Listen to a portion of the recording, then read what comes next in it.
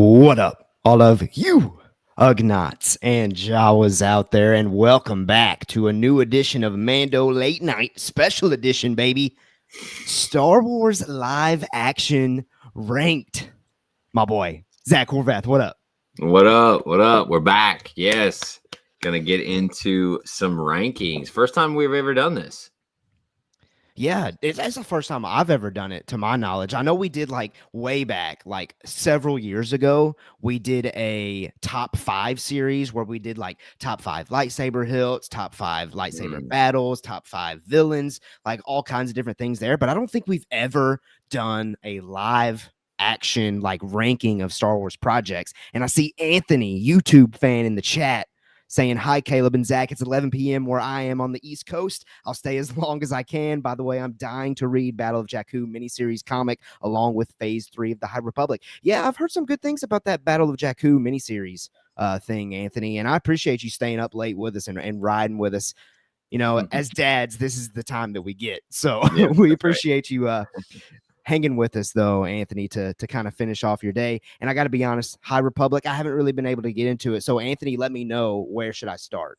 If I'm able to get into it, where should I start? But yeah, ranking the live action projects, Zach. I'm excited for this discussion because I guarantee you we're going to have some different takes, some different opinions, and that's what it's all about.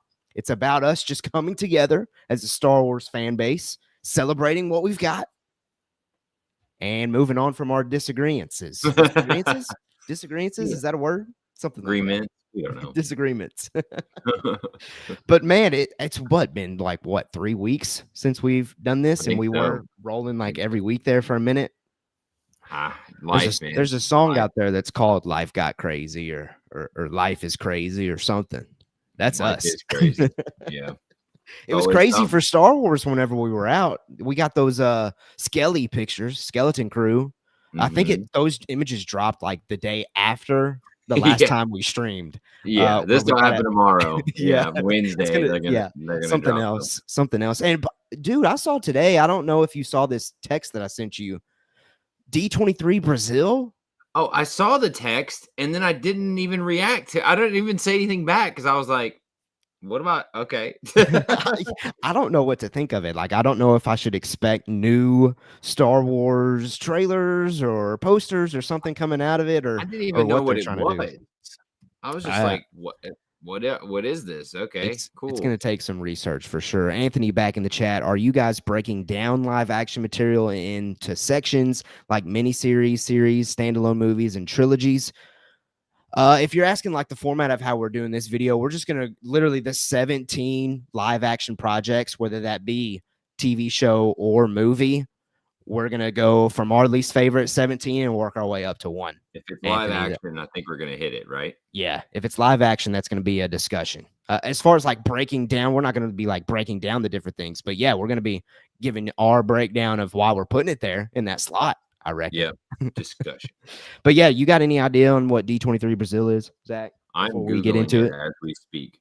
For the first time this November, Disney will bring the D23 experience to Latin America, where fans can explore the latest from Disney, Pixar, Marvel, Star Wars, National Geographic, and more. Okay. I don't know what to make of that. It's probably going to be like a rerun of what they did in LA. I guess. Yeah, I mean, they got a whole arena and all kinds of stuff. Really? It's in a different language, so let me translate. Naturally. Yeah, of course. Right. Get it. But progressing. I'll let you know if I find. Well, I will say this: we had several things like Ewan McGregor's now talking, saying that a Kenobi 2 might be in the works, or they're exploring the ideas. I kind of covered my opinion on that in a YouTube short recently. Same thing with the Mandalorian. Apparently, the Mandalorian Grogu is going to be the last story for those characters. I shared my opinions on that in a YouTube short. And then I think there was the new Jedi Order Rey movie. Yeah, apparently that's on hold. I don't think me or Zach are shocked by that one in the slightest. But yeah, those were the big things that came out, man. And I'm ready to get into this ranking because I have no clue how long this is going to take us. Yeah, let's do it. Okay. I'm in. How about I go first? You talk first. I talk first. Who talks first? You got it. You. Okay, let's do this. Coming in at number 17 for me. So yes, again, let me reiterate our criteria live action Disney Plus series or live action theatrical release. And there's 17 of them. That includes the prequels, the standalone movies, the originals, the sequels, and then all of the Disney Plus shows. And there's a chance we missed something in there, like we did not touch on the holiday special that nobody likes to talk about anymore. But just keep that in mind. That did not make the cut. Anthony, if you're diving into the High Republic, start with Light of the Jedi. I've heard of that. I think I need to check out that. Actually, I think I've got that novel. I'm just missing it somewhere. It's in my closet or something. Anyway, okay, here we go. My first one, number 17. It's the most recent, The Acolyte. And let me set the stage again. I'm not trying to say this is from worst to best. I'm saying least favorite to favorite. How about that? There were moments in the Acolyte that I really enjoyed. I think like halfway through the show, like I wouldn't say all in, but I was on the edge of my seat because I had finally gotten interested in both Soul and our boy Chimere. And then it just suddenly derailed and it was no longer about them. But I think, Zach, I was giggling. I was chuckling to myself earlier today because I was thinking back to, I think it was like midway through the show, I made the comment, I'm just not really in on this twin story. And I bet that's a bad sign because those are the main characters. We should have known then. But yeah, that's why the Acolyte's in my 17 slot, just because it never really clicked for me. Zach, what is your number 17? I gotta pull my list up because I don't even remember. All right, I got it. Okay. Spoiler, it's the exact same. Boom. It's the Acolyte. And again, I like your point. This is not worst to best, right? This is my least favorite to favorite. And I was going back and forth between what we're gonna hit next, like what's gonna be bottom for me, because of what you said. It had moments that I really loved. I loved some of the Chimere Episode fighting. 5, man. Dude, it was sick. And like there was moments, but then I think about the writing, the story, the visuals, like just everything fell flat. And then what set it to the bottom for me was the bait and switch we got, the red herring of we're going to the dark side, and it was just nothing of that. We get the sick poster with the blood saber. Oh yeah, like let's freaking go. Did we ever see blood in the show? I don't know. No one knows. Everyone's erased it from their memory. It's just bad. Yeah. Hey, but Acolyte. I know there's people out there that got Acolyte in the top 5. Man. Oh, sure. And again, and I'm glad you said that because like these are our rankings. Remember, like if you're different or where yours is at, let us know. Please let us know. We are not putting yours down in any way. I can guarantee you that Keller and I are going to have different lists. 100%. And I was going to say this too. 2 weeks from now, my ranking would probably be different. Like this is just as we sit on October 8th at 10:13 Central PM time. This is my ranking. Exactly. Also, shout out my wife. She just brought me some coffee. Hey, there you go. Let's go. I can't drink coffee this later. I'll be up till 3 a.m., man. I'm an old man these days. I think I sleep better with coffee. I swear. I really feel like I go to sleep better. I don't know. It's weird. Go ahead. Getting there. I will say before we move on to 16, Anthony, newest rumor, Cobb Vanth might be making an appearance in The Mandalorian and Grogu. Without question, my favorite live action work, A New Hope. If it didn't exist, none of this would be happening. That is an absolute fair point, Anthony, as far as your favorite live action. I mean, all props goes to A New Hope. And yes, Cobb Vanth being in The Mandalorian and Grogu, that would certainly be exciting for me. I love some Cobb Vanth. Anthony also said, oh man, I didn't even include the Crapolite on this list. Yes, Chimera is interesting, but as a reader of the High Republic, it's a terrible rendering of the last days of that 400 plus years long era. Okay, so that's an interesting take that, again, Mando Talk was not able to deliver while the Acolyte was releasing, because I've never read the High Republic stuff, but it's interesting hearing from you saying doesn't really line up. So yeah, that's a bad sign. It's a bad sign. Bottom of the barrel. Yeah, I think so. Number 16 for me, The Last Jedi. The Last Jedi. Yeah, it's low, man. It's low. I remember vividly when I came out of the theater the first time that I saw it, I thought, okay, I really like that movie. But The Last Jedi is the movie that every single time I revisit it, I dislike it more and more and more just because it seemed like Ryan Johnson, he made a great movie, but it's just not a great Star Wars movie. And partially it could be because of all the fan speculation of, oh, yes, this is the movie where we're finally going to get Luke Skywalker back. And boy, he was kind of grumpy. That was a letdown. Just a lot of the decisions in The Last Jedi have always kind of bothered me. And for that reason, it is in my second to last spot. But again, moments in there that I love in The Last Jedi, specifically like the force timing between Rey and Kylo. I love Rey and Kylo both in that movie. I stand by the decision. I enjoyed the action of killing Snoke. Kylo Ren doing that is a top tier moment, in my opinion. I loved that creative decision. Unfortunately, JJ did not follow up on that, but we're not talking about The Rise of Skywalker yet. But that's why The Last Jedi is in my second to last spot. Okay. And Super Moose says Moose, hello. what up? What up? Okay, What up? let me take a drink real quick. Okay. See, and this is where it's hard because I don't know if based on your facial expression, The Last Jedi is not going to be your number 16. It's not. So I don't know how should we handle not. this? Do you want to like? So I think the way we'll do it is like we'll rebuttal in the sense of like, wow, I'm surprised or however, sure, and then we'll sure, move on. Are you sure. good with that? Yeah, I'm good with that. So I can see why. Like we've discussed this at length, you and I together. I knew you didn't like it, or I knew you liked it less than me, is how I would word that. I'll get into my thoughts later, but I'm surprised it's that low. Really? Okay. I gotta be honest, because my 16. All right, here we go. Attack of the Clones. Oh, and here's why. I remember nothing from that movie that I like. Ooh, really? Like, and that might just be naivety of not watching it recently. I got to be honest there, but I was going through my list and I'm thinking like, what would I go back and rewatch? What do I love watching? What do I enjoy?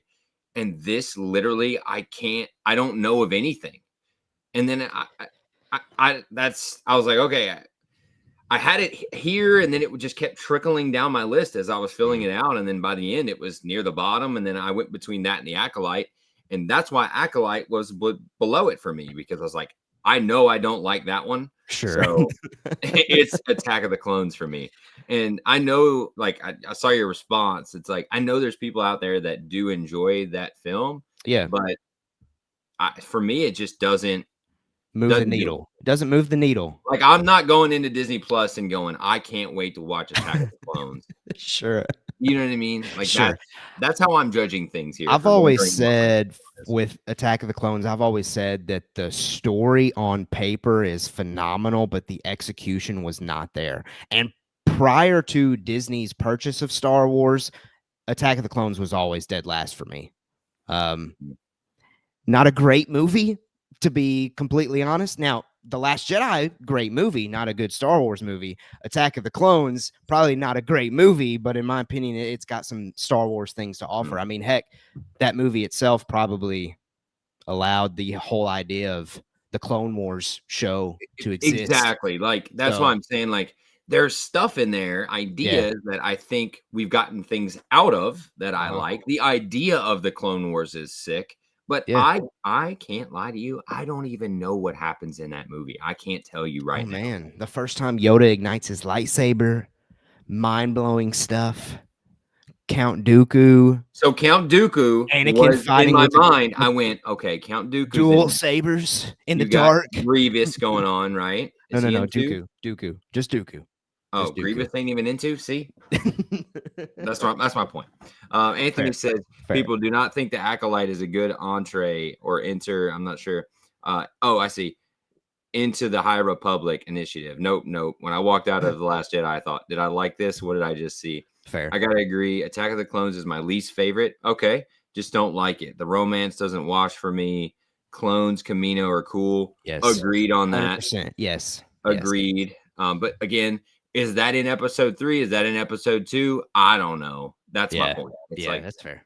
That's fair. So, all right, what about you? What's next? All right, number 15 for me. See, I'm having a hard time remembering myself, so I'm just gonna have to roll with this graphic for what I put. Number 15, I put The Rise of Skywalker.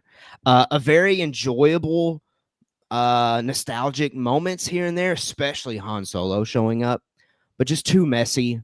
And it overall, just looking back on it, it it encapsulates the reminders of what went wrong with the sequel trilogy. And so that's what really hurts that movie. And yeah, JJ unfortunately decided to like curveball. Let me go back and try to fix what the fans seem like they're not liking. And at that point, you've lost.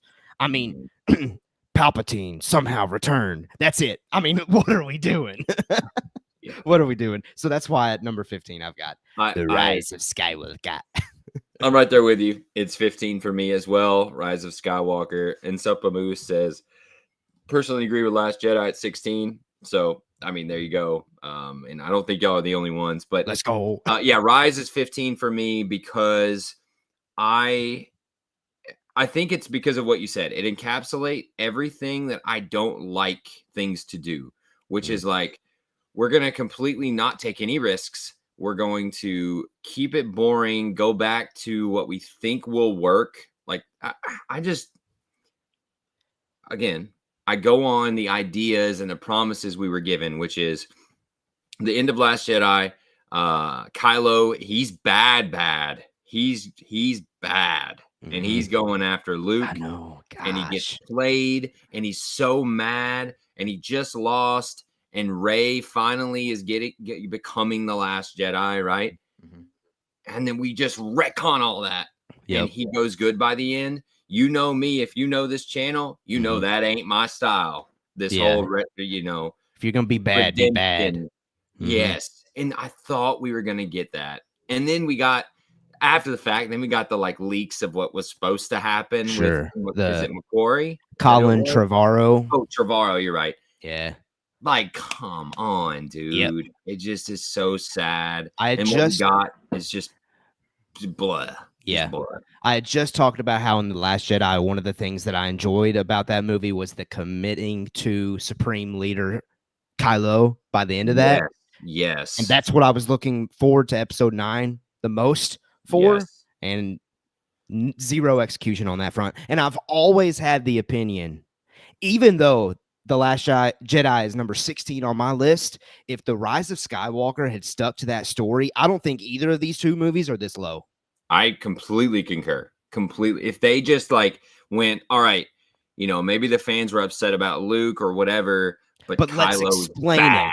Like let's yes, and you can still do the Luke ghost, and like you can still do all that stuff. 100%. You know? Yeah. It's like I agree. And then Anthony says, I'll put it this way. I go to a movie theater to rewatch the Clone Wars 2008 movie. I wouldn't go back to see Attack of the Clones. Yeah. All right. I mean, fair enough said there. I love it. Yeah. So Rise is 15 for me as well. All right. What you got? 14. 14 is The Book of Boba Fett. Messy series, man. I will say this, one of my favorite episodes of television of all time with the return of the Mandalorian, but this was a Boba Fett show. This was supposed to be Boba Fett's story, and Boba Fett was no longer like super cool. Like he was just kind of nice in a sense. And yeah, I get that character arc, and that's cool and all, but like I was going in. We were told, Favreau in an interview said, the Godfather of Star Wars. What? Didn't see that one. Here we go again. Promises that aren't followed so that's why the Book of Boba Fett, it just, and again, the Vespa gang, Big Wolf, the 360 Big Wolf. What are we doing? Just a clunky show. Started out, I was interested, promising, gave me that incredible Mandalorian episode, and then it continued on talking about Luke and Grogu's training, and at that point it's been derailed, and that tells me that they couldn't write well for Boba Fett. They had to bring the Mandalorian and Grogu back into play, so just poor execution yet again. Yeah. All right. I mean, yeah, everything you said, I do agree with. It's not that low on my list, but sure. You're right. I mean, and we got what's his name in there? We got Cad Bane in there, right? Yes. Completely useless in the show. Yep. So Yep. sad, live action. And Anthony says, fun fact, J.J. Abrams and his team were literally rewriting, editing it, The Rise of Skywalker, while they're filming, put him in a compromised position. We got a Return of the Mandalorian and From the Desert Comes a Stranger. Those Yes. two episodes were better than the whole ST Sequel trilogy. Yep. Kennedy partly ruined their show, i.e. Cara Dune. And again, those 2 episodes are great, but I'm like evaluating the whole thing. Well, and to Anthony's point here, that's why it's higher on my list is because of Sure. those episodes. And that's not fair. even really because of Boba Fett, because of those episodes. Totally fair. Totally so fair. And that's why. again, So- I know people that adore the Book of Boba Fett, and it's like top 3 for them. Yeah. Same thing. Hey, You know, I glanced over cool. with The Last Jedi. I know The Last Jedi is number 1 for several people. Sure. So Yeah, and it is what so it is. great segue there. Number 14 is The Last Jedi for me. Ooh, okay. Last There you Jedi, and it's because of what you said. The more I watch it, the less I like it. Because coming out of that movie, I really liked Last Jedi. Did we go see that together? Maybe we did. Maybe we did. Because I remember us talking about it and going, dude, that wasn't bad. I think I like that, but I'm not sure. And then no. And the reason it's higher on my list is because I really enjoy the Rey and Kylo stuff here. Yeah, you do. You do. I love it. The Rey conflict and the Empire-ish stuff that we're getting from Rey. And I don't mind hermit grumpy Luke at all, actually. It actually kind of works for me. Because I'm not saying this is you, but I didn't have this like fantasy that he's going to come back and be amazing and That's stuff. 100% me. well, I'm just saying, like, I think that's easy to do. Sure. And the ending fulfilled that for me because I thought that was clever. Epic. It kind of spun it on its head. It showed how powerful he was in my mind. And it passed us onto like, look, they're out of the way. Now it is going to be Rey and Finn and Poe and their movie. Which we didn't get that, obviously. But and we got Kylo being full bad. He killed his boss. Yes. He's saying, Rey, please be with me. He's broken. He's basically crying when he's asking her that, and she still says no. Like, come on, dude. That's sick. Yeah. But then you get the video game mission where they go to this stupid casino planet. And gosh, Canto Bight. The whole movie.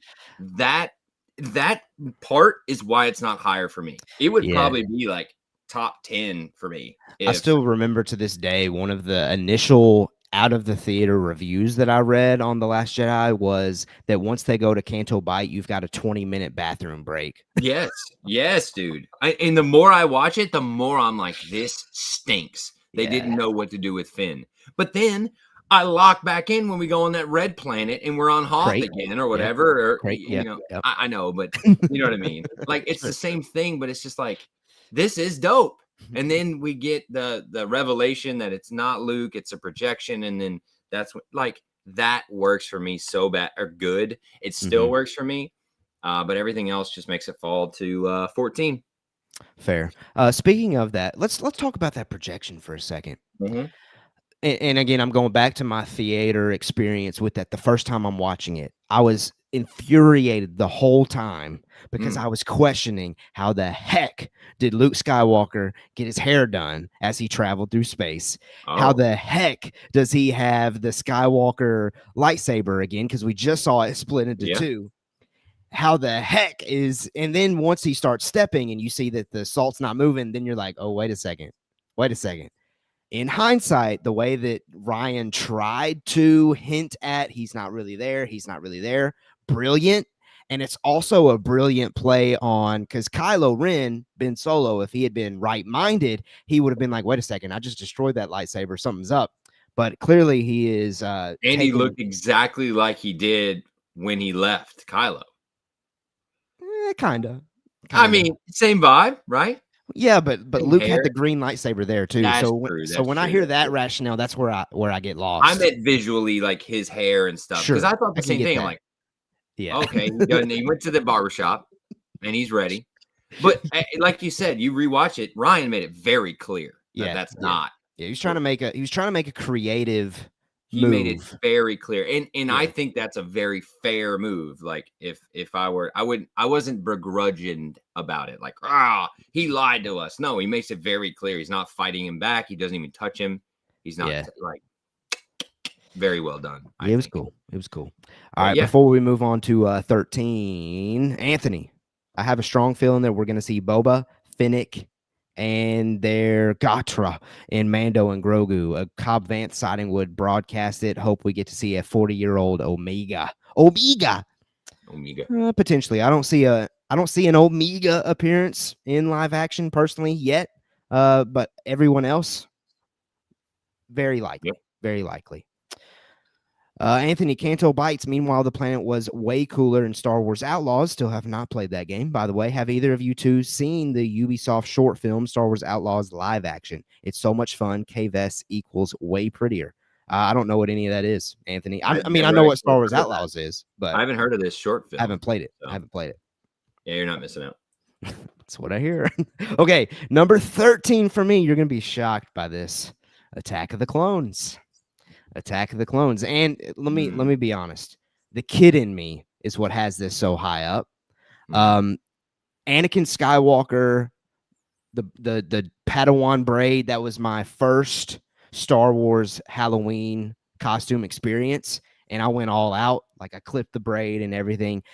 I know Attack of the Clones is not it's not a good movie. But it's not well done. The acting is very poor in moments, especially the romantic things. The dialogue. The Oh, dialogue is, and yes, Star Wars dialogue is overall clunky, but Attack of the Clones is like next level. yeah. So I get it. And I understand all the people that were saying, or I think it was Anthony that said, I'd rather watch the Clone Wars 2008 movie than Attack of the Clones in the theater again. I respect it. That's just not how I feel, just because, again, that was the prime time viewing age for me whenever that thing came out. And immediately I was captivated by Hayden Christensen as Anakin Skywalker, even though, again, the acting that Hayden does in that movie isn't great. Thankfully, he turns it around in Revenge of the Sith, in my opinion. But the fun, cool moments is what saves Attack of the Clones for me, especially like I had already alluded to, the dual lightsabers for Anakin fighting against Dooku in the dark, Yoda using a lightsaber for the first time, the kind of the back and forward between Anakin and Obi-Wan and their training.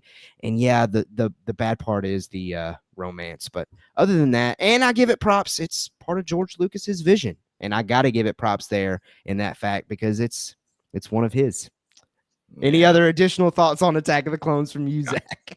I agree. I see nostalgia is winning over you. It is. It Um, is. It is. Again, it's no. least favorite to favorite, Yeah, that's what I not mean. from worst to best. Completely okay. Completely okay reasoning. Yeah, whatever you think, man. I know Whatever you I know think. you hardcore disagree with it, but that's fine. Yeah, no, it's not even like a I think you're wrong with it being higher vibe. It's like a Sure. if that's how you feel, that's awesome. That's cool. 100%. Sorry, I was reading Anthony's chat in there. So your first Star Wars Halloween costume was Teen Annie. Yep. First gen Star Wars fans saw it in the theater in 77. That's awesome. That's incredible. And the next 2 or 3 Halloweens, I was Darth Vader. That makes sense. That's Yeah. I mean, I can't imagine the Vader merch that would they be were insane. pumping out. Insane. And you know what KOTOR is? If you do you think it should be a movie? We do know what that is, and 1000%. Actually, I don't even know if that should be a movie. I think that should be a series. Yeah, yeah. I think there's enough meat there to have many episodes of content. Agreed. Hours and hours of content for KOTOR. And 100%. I haven't even like dove deep into that. I just, from what I've seen on YouTube and watch people play and stuff, 100%. Yep. All right. So my 13 is Solo. Okay. It's Okay. a Solo movie. Mm.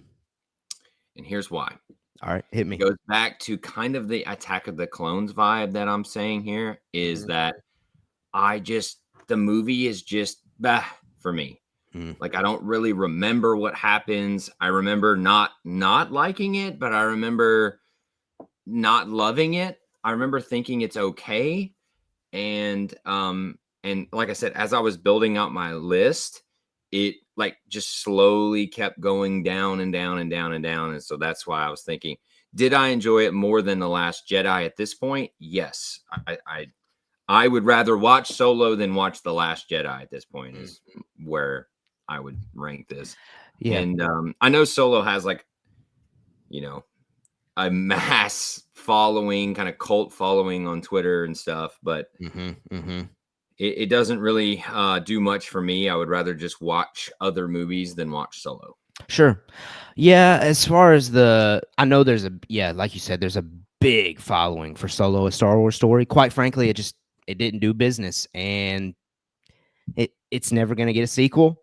I do think it's a very enjoyable movie, and you kind of alluded to it. I think it's one of those that's really easy to throw on the TV and watch at home. Like, it's a perfect Star Wars streaming movie. I bet if they had Disney Plus back then, it may have been a straight to Disney Plus release, because it would have done incredible streaming numbers. And I have a feeling that it probably did incredible streaming numbers when it first got pushed out to different streaming services.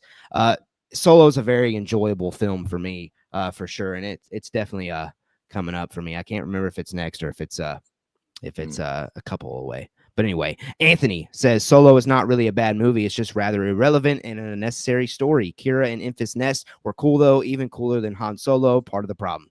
Facts, Anthony. You nailed Well it. said. Nailed it. Okay, my number 12. Okay, speaking of, it is Solo, the Star Wars story. Number 12 for me. And I don't really feel like I have any other additional thoughts on it other than Anthony, you kind of said it. It's an enjoyable movie for me, but what's the point of it, really? That's what I mean. It's just kind of Yeah, it's like it's there. Cool. Mm-hmm. Sure. But other than that, like, okay, all right, move on next. And I Yep. love the idea of like that their original thinking on these, no pun intended, but solo projects of like, here's a movie for this character, here's a movie for this story, and nothing else. And I hate that the box office bombing of Solo kind of derailed that, because their plan was to do more anthology stories. Rogue One, Solo, I think even Boba Fett was getting one originally. Kenobi's was originally supposed to be a movie, and so on. I wonder how much Solo's box office numbers made them say, yeah, that's not a good idea. And Also, also the need for content on Disney Plus probably included that as well. don't forget that the Solo production was a cluster. Yes, it was. Don't forget that. So, And it like, cost a lot of money I because they mean, had to reshoot so much the stuff. fact we got a movie that wasn't as terrible as it could have been is still crazy. And I still want to see. I don't know. To your point, I want to see more anthology stories like that. I think that's an incredible money machine that you could be tapping into. Random stories that we can jump in and out of makes a lot of sense to me. And Moose says, I feel like Han being such a nice guy didn't make sense for this character in the OG trilogy. I mean, remember, Han's a good guy at heart. Yes. But when we first see him, he's pretty, smugglery. And I think the concept behind it is, if there was to be a sequel, that's when we would get the more Han Solo. I agree with you, but I mean, hey, whatever. So, my number 12 is, to your Solo point. Yes, my number 12 is going to be Book of Boba Fett. So, obviously, you pretty much summed it up well there. It's higher on my list just because of those episodes we spoke about. The Mando episodes, absolutely incredible, just content. Great. And there are moments in there that are awesome, but overall, very clunky. The Vespa gang, horrible. But then on the flip side, the big Wookiee dude or whatever he was, amazing, cool character. The black. Why am I blanking on his name? That's got like the scars and stuff. Amazing, sick. Kersantin? Yeah, I think you're right. Something like that. Something along those lines. That's a bad sign. Look, I'm a super nerdy Star Wars fan, and I'm blanking on a key character in that show. Yeah. I mean, I think he looked great, and I thought his design was very cool. Yes. But then I flipped to like what you said, the promise of Godfather, and then we got none of that. It's like, what are we doing? Zero. Okay. they in the Mandalorian season 2, they post credit scene, Boba Fett murks him down. Where Yeah, is that? Where is no, that in that doesn't movie, in exist. that show? Doesn't exist. He's like, hey everyone, can we just be happy together? Come on, let's get I along. am Boba Fett. I am Boba Fett. Let's all hold hands. It's like, what are we doing here? But yeah, It's yeah. okay. It's okay. I enjoyed it. As I was building on my list, I thought about the moments I enjoyed in that movie, and more stuck out to me. So that's why it's at 12, if that Mhm, makes sense. mhm. That's why we're here. It's not that I don't like it. It's just I don't think it was great, and Yeah, it deserves to be lower half. And our lower halves are what? Pretty much the same. It's just they're different order. close. Very close, yes. Yeah, I Yeah, don't think we've mentioned I think we've shared all they're just rearranged differently. I don't think we've thrown something that that's funny. if that makes sense. I don't know what I'm saying anymore. That's all right. But you got 11. But yeah, I again, like, Oh, sorry. I really in hindsight, like, I enjoy the Book of Boba Fett overall, but as far as just out of the 17, yeah, it's Exactly. lower tier. Okay, 11, 11. Obi-Wan Kenobi. I think you're gonna be shocked by me having that at 11. Mm. Tells me you haven't Again, rewatched it. yeah, I do still need to rewatch it.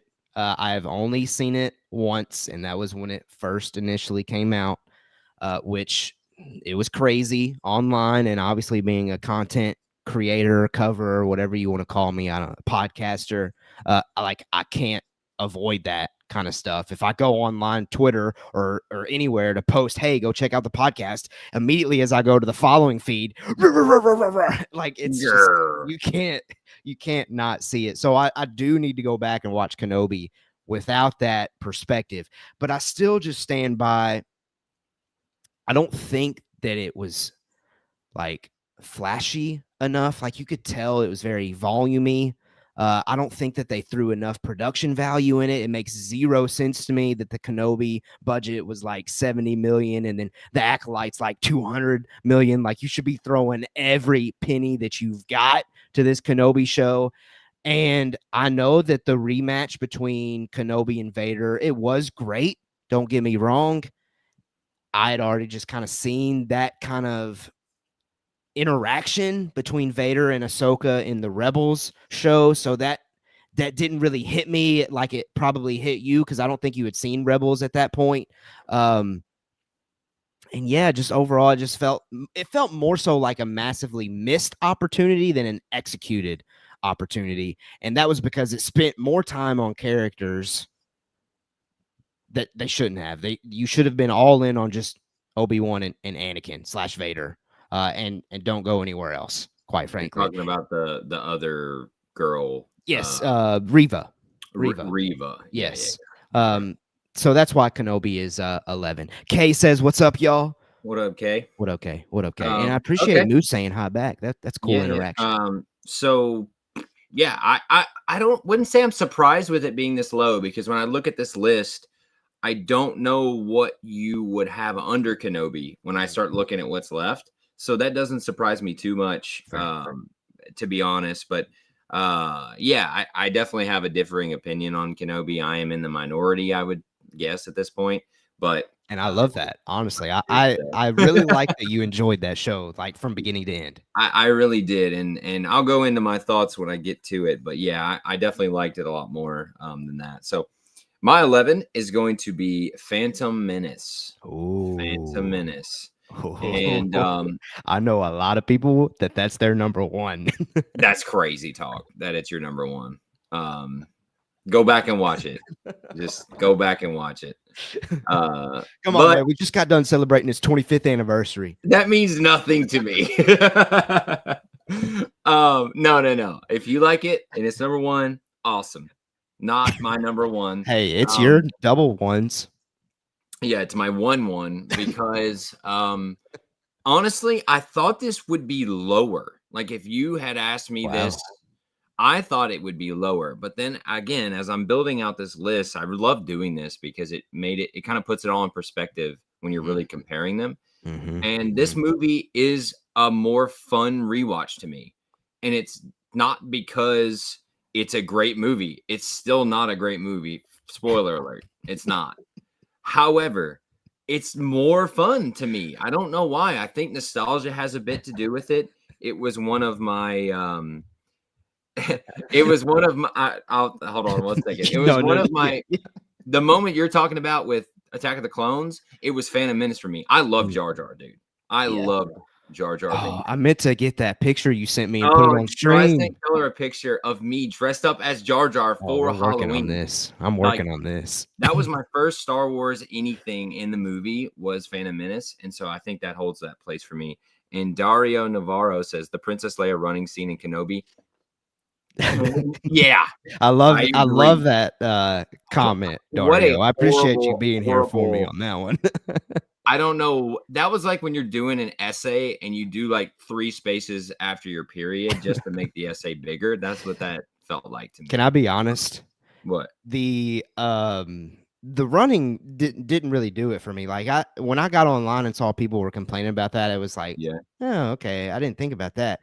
What got me was when they're in that Imperial base, when they're in the Inquisitorius castle, and Leia's hiding under this coat and nobody sees her.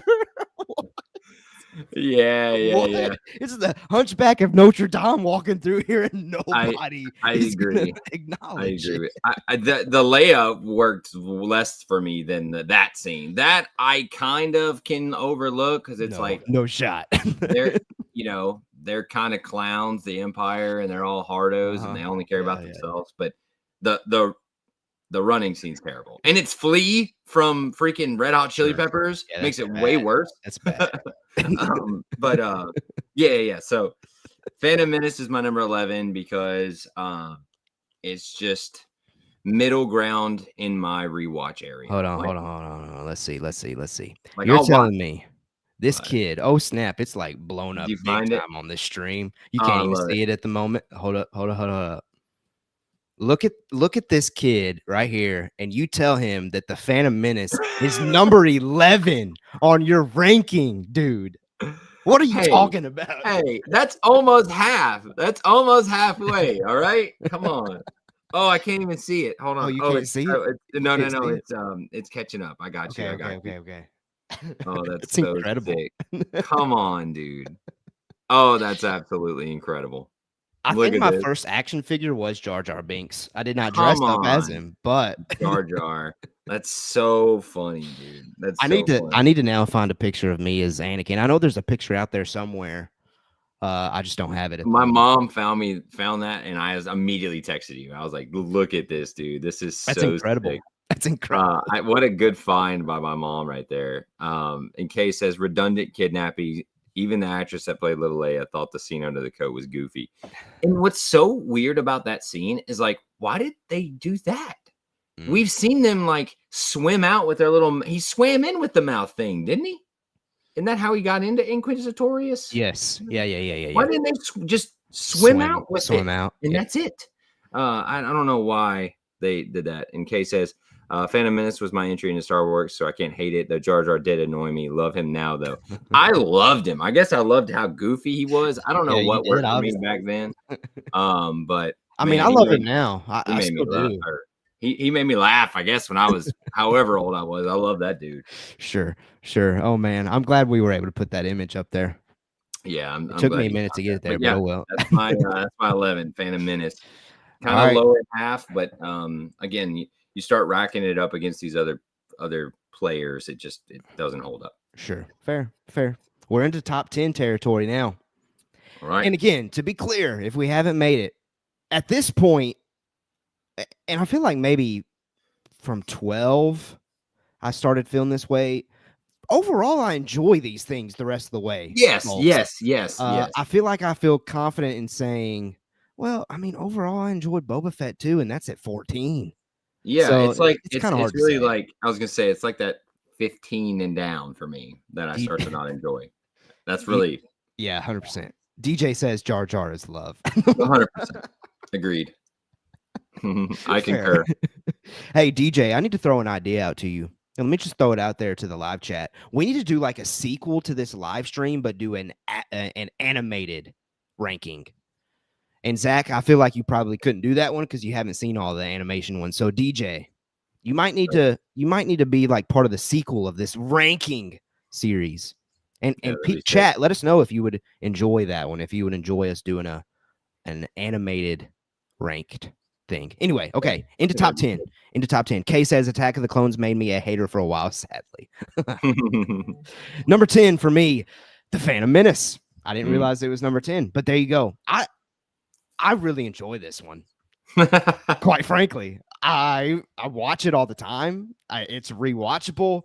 Sure, there's some iffy moments here and there, but Qui-Gon Jinn, the connection between him and Obi-Wan, seeing Qui-Gon like take Anakin under his wing, Obi-Wan coming to the realization of, oh crap, I got to honor my master and now take little Annie under my wing. All of it. Not great, but very, very good, enjoyable Star Wars, in my opinion. Anyway, I didn't realize Phantom Menace was right there. I would have went ahead and bounced off of that one since you said No, Phantom you're Menace good. was I 11. mean, I concur. I concur. I think it's fun to kind of go back and rewatch every now and then and remember what it was like back then. And there are really, really cool moments. And I overall think it's a better product than the ones we put below it. 100%. 100% agreed. Although I guess right. you think Kenobi's higher, but we'll see. We'll see where you put it. We'll see where you put it. It's actually, yeah, we'll get there. Okay. So number 10, based on my list, is going to be Ahsoka. Ooh. Ahsoka. Ooh. So, all right, I got to be honest here. Yeah. This went back and forth with my next pick. Okay. Ooh, so okay. These are almost like the same in my mind, but I had to choose, and I wanted to be I want to be a little truthful and a little crazy. Ahsoka is good. We're at the good territory in my rankings, if that makes any sense. Like I liked Ahsoka. I want to rewatch Ahsoka. I think it will probably go up my list when I rewatch it. Because I really can't think of anything I didn't like in Ahsoka. However, there wasn't really anything I loved except for the Anakin stuff. And so when I go back and think about it, I really liked Balin, right? And I really liked Thrawn coming back. Yeah. And I really liked finding Ezra, and I really liked the Ahsoka stuff. Just overall, there's not things that I really loved. That's why it went below my next pick. So it's at my number 10, Ahsoka. Okay. I'll talk about Ahsoka later for sure. What are your thoughts? I really, really, really enjoy Ahsoka. I know the writing on the back half of that show gets a little iffy, but I mean, as somebody that Star Wars Rebels is my favorite. Spoiler alert. If we do the animated stream, Star Wars Rebels is my favorite animated, and Ahsoka is a massive love letter to that. So like that show was made for me. Let's be real. Made for your boy. And Kay says Balin and Shin were awesome. I completely agree. Yes. Completely agree. And I know everyone loves the character Ahsoka, but I just don't. Yeah, I mean, she's cool for me, but I can name about 40 other characters I like more than Ahsoka. Like she's 40? That's not true. But I can name a good amount of characters that I like more than Ahsoka. Golly, man. I don't. I'd say she's top 10 for me. Okay, maybe top 10, maybe 10. Really? But like, just thinking about the list, I mean, God, I can think of many animated characters I like more than Ahsoka. Like, I know you love Kanan. Well, sure, and I think Ezra is a cooler character than Ahsoka in my mind. Fair. But that's why Ahsoka is number 10. Context. How many episodes of the Clone Wars have you watched? 0. Because I won't be watching it. I'm actually boycotting it at this point. Oh, whatever. I'm sending you that essential. I'm just kidding. I'm not boycotting. I think we've missed a couple here. DJ said, "Put me in, coach." Yeah. Moose says, "Clone Wars number 1." Is that the animated show? Animated series, I guess. I think you said animated at that time. So okay, that makes sense. Okay, then yeah, we'll have Moose. You'll have to come back if we do that one. And then Kay said, "But I was just a teen and very easily influenced by the overall hate for the franchise because I didn't like the film. Unfortunately, missed seeing Revenge of the Sith in theater because of that haterade I took." So that was going back to what Kay was saying about Attack of the Clones. I saw it in the theater. Yeah, me too. All right, here we go. Number 9, Andor. Brother, 9. All right, Nine. all right. 9. Your legitimacy of your list starting to. Listen, man. Listen. Again, let me s- let me preface this. Nine's crazy. It's crazy. I think that's the biggest reaction of the stream so far. Yeah, I'm trying to drink my coffee and I'm about to spit it everywhere. Okay. I know as far Kay says unsub. I know, Kay. I Kay, know. I'm really sorry. I'm with you. I'm really sorry, guys. It's just No how I way, feel. Exactly, chat. Tell them. Yeah, I'm gonna get lit up for this one. Okay, preface. It's an incredible show. It's so well written. It's so well done.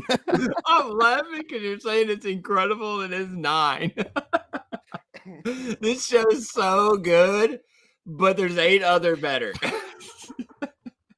You said least favorite to favorite. That's what we're doing. That's fair. That's true. Oh, people are gonna hate me, I guess. No. Okay, again, the show the show came out whenever we had our first kid. That's all you got to say, brother. That's all you got to say. I have not been able to really dive into it. I have started a rewatch, and I think I've made it to episode 3. And it is, again, I remember from the first watch, it's an incredibly well written show. The reason why I have it at 9 is just because it never scratches the mystical Star Wars magic that encapsulated me into the franchise to begin with, if that makes sense. It's the most boots on ground, well written, realistic thing that we ever got. And after season 2, I'm sure it's going to bump up in the ranking whenever I'm able to actually like dive fully into it. But that's why it's at number 9.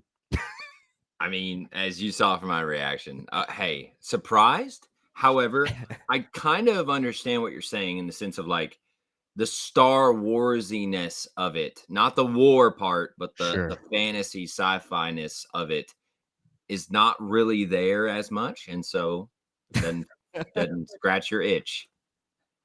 I'm meeting you halfway, brother. Meeting you halfway. Apparently, you just got to say outlandish stuff to get the chat going. Everybody said, I gotta say something. Please don't. Anthony says, I'm not the biggest fan of Andor. It's well written, but it's not a particularly good Star Wars show. It's more drama than a space opera. Cassian Andor isn't a choice character. There we go. And Appreciate you, Anthony. That's basically what Keller's saying. I mean, I do agree. It is more of a drama, but that's why it's good. I got to go back and watch Andor and probably everything, to be honest, says DJ. Yeah, I mean, definitely worth a rewatch. I can't wait to go rewatch it before season 2 because my wife loved Andor. When she was getting hyped for a show, come on. That's when you know the quality is there. My wife fell asleep during Andor, but she just birthed our kids. So yeah, exactly. Like when you're in that, like your brain ain't right. 100%. You know what I mean? Like you it's different. But all right. So my number 9 is Kenobi. Oh, okay. Kenobi. So it's in my top 10. It is above Ahsoka. This is the one I was going back and forth with Ahsoka. But yeah, the Leia stuff, it's dumb. Some of it's dumb, right? The Reva stuff, dumb. But I loved Kenobi in this show. I love Ewan McGregor as Kenobi. I love seeing Anakin again. And Darth Vader in this show is freaking dope. You can't tell me otherwise. You can't. He is walking around that village, killing people left and right, dragging them with the Force. Like, oh, that's great. Yeah. Come on. Then you got him talking to the Inquisitors like, you don't know me.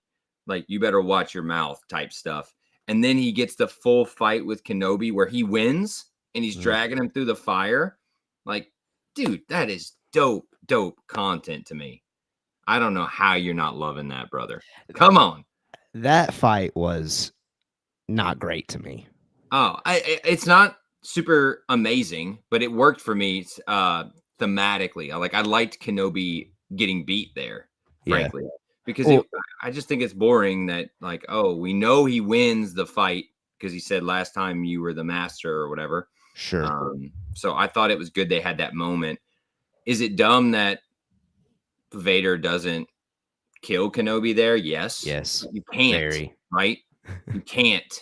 That's Sure. the bad part about that show is you're locked into this kind of cage. And I thought they did. Let me sum it up this way. I think they did Kenobi and Vader so cool in that show. That's why it's so high for me. And Ewan McGregor being Kenobi bumps it up. The Leia stuff, dumb. However, I like that it was with Leia and Luke was off doing whatever because that makes sense to me.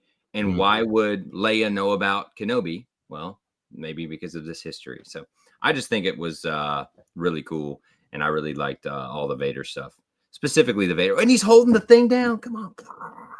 Sick. That's fair. And then he doesn't kill Reva. Yeah, that's dumb.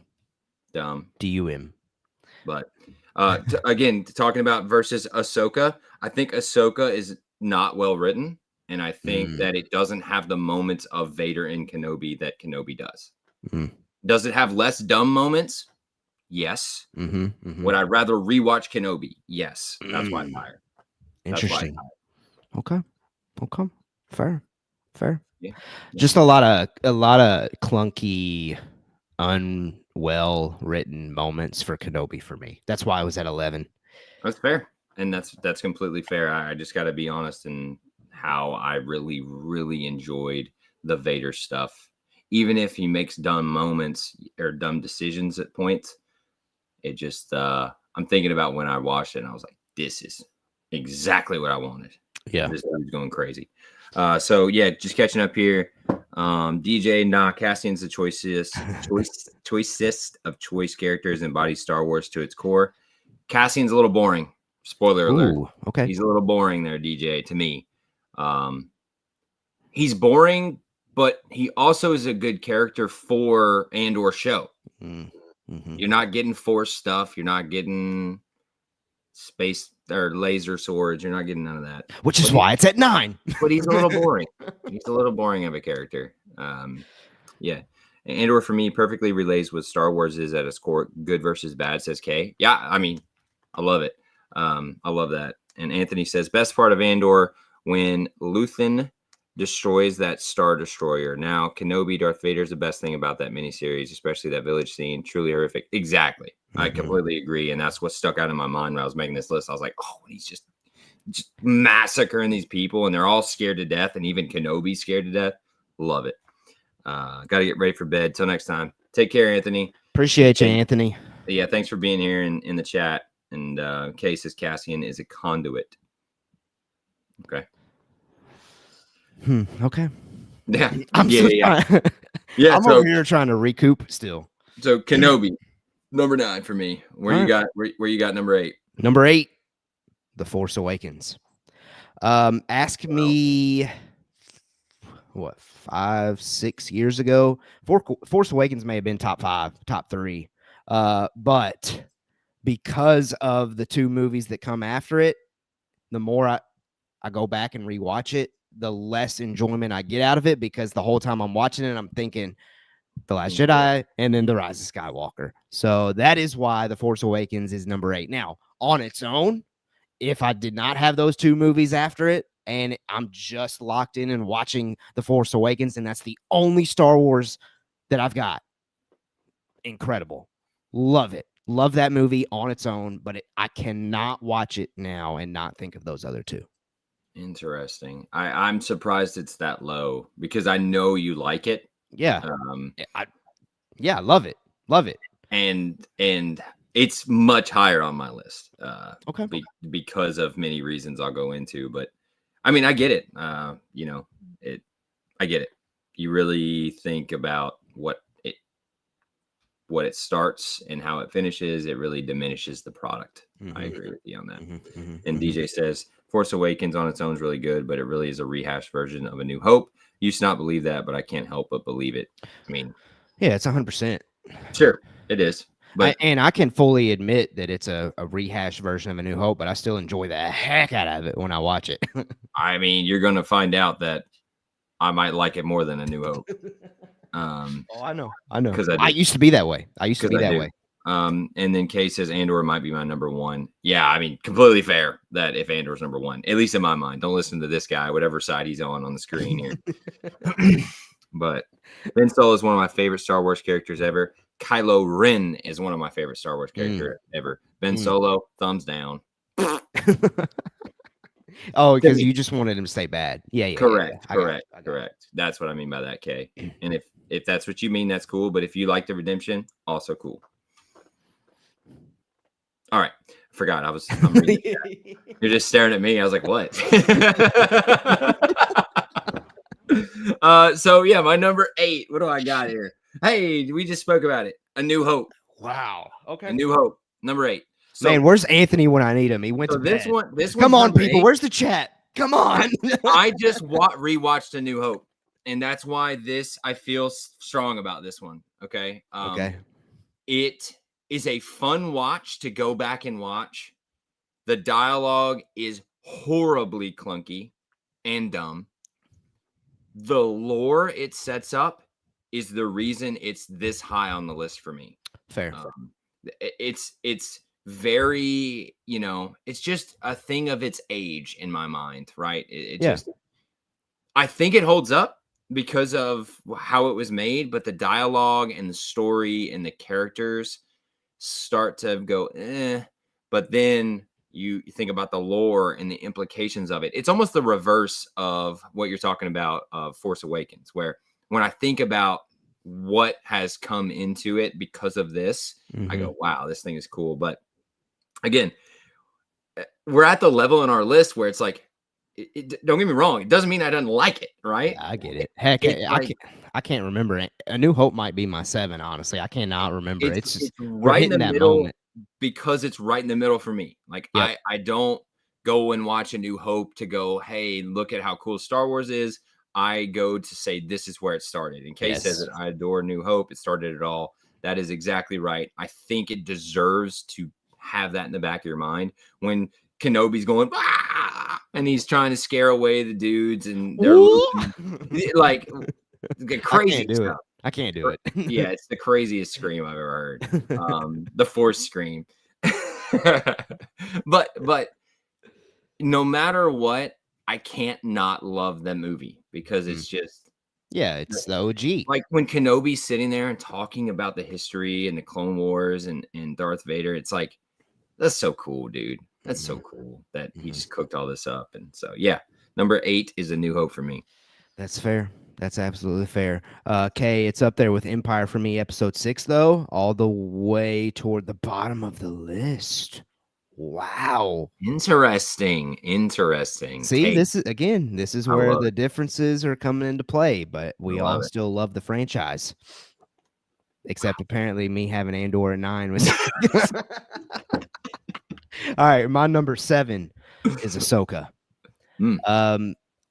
I love Ahsoka. Again, I've already touched on it. The show was made for me. Yes, it's the writing of it falls apart toward the end, but the magic, the force of it all, the lightsaber battles, the Filoni behind it, like Ahsoka is what I go to Star Wars for, is like the escape from the chaos and the escape from the real seriousness. And I guess that's why I have it above Andor and definitely above The Force Awakens at this point, because I enjoy what Ahsoka is doing in its time period more than, again, the reason why I put Ahsoka above The Force Awakens was because The Force Awakens is being surrounded by things that just don't work for me. But Ahsoka, I feel like with the future of what they could do with that story, that's also helping me because that could suffer the same thing where if season 2 is not good, that thing bumping down quick. But at the moment, I really enjoyed it. I mean, Thrawn live action appearance, Ezra first live action appearance, Hera, Chopper, the whole Ghost crew, except it's Rebels season whatever, Zeb. right? For some reason, Zeb doesn't show up, but whatever. Too expensive. Sure. Yes, it's the next season of Rebels, and that's why I adore it so much. That's why it's at number 7 for me. I gotta be honest. I thought it'd be higher. Really? Okay. I know how much you like Ahsoka. We talked about it a lot, and how much you love Rebels and stuff. So I thought it'd be higher on your list. I can't lie to you. That's fair. It Um, could have been. It could have been, but it's the last 2 episodes. Episodes 1 through 6, perfect. But 7 and 8, the writing suddenly just really clunky. you remember the Really. fire in space thing? You remember that? Yeah, that never bothers me when people talk about No, that. I'm bringing it up because it's funny. I Wasn't remember it being also upset brought up about in the Acolyte too? Yeah, yeah, yeah.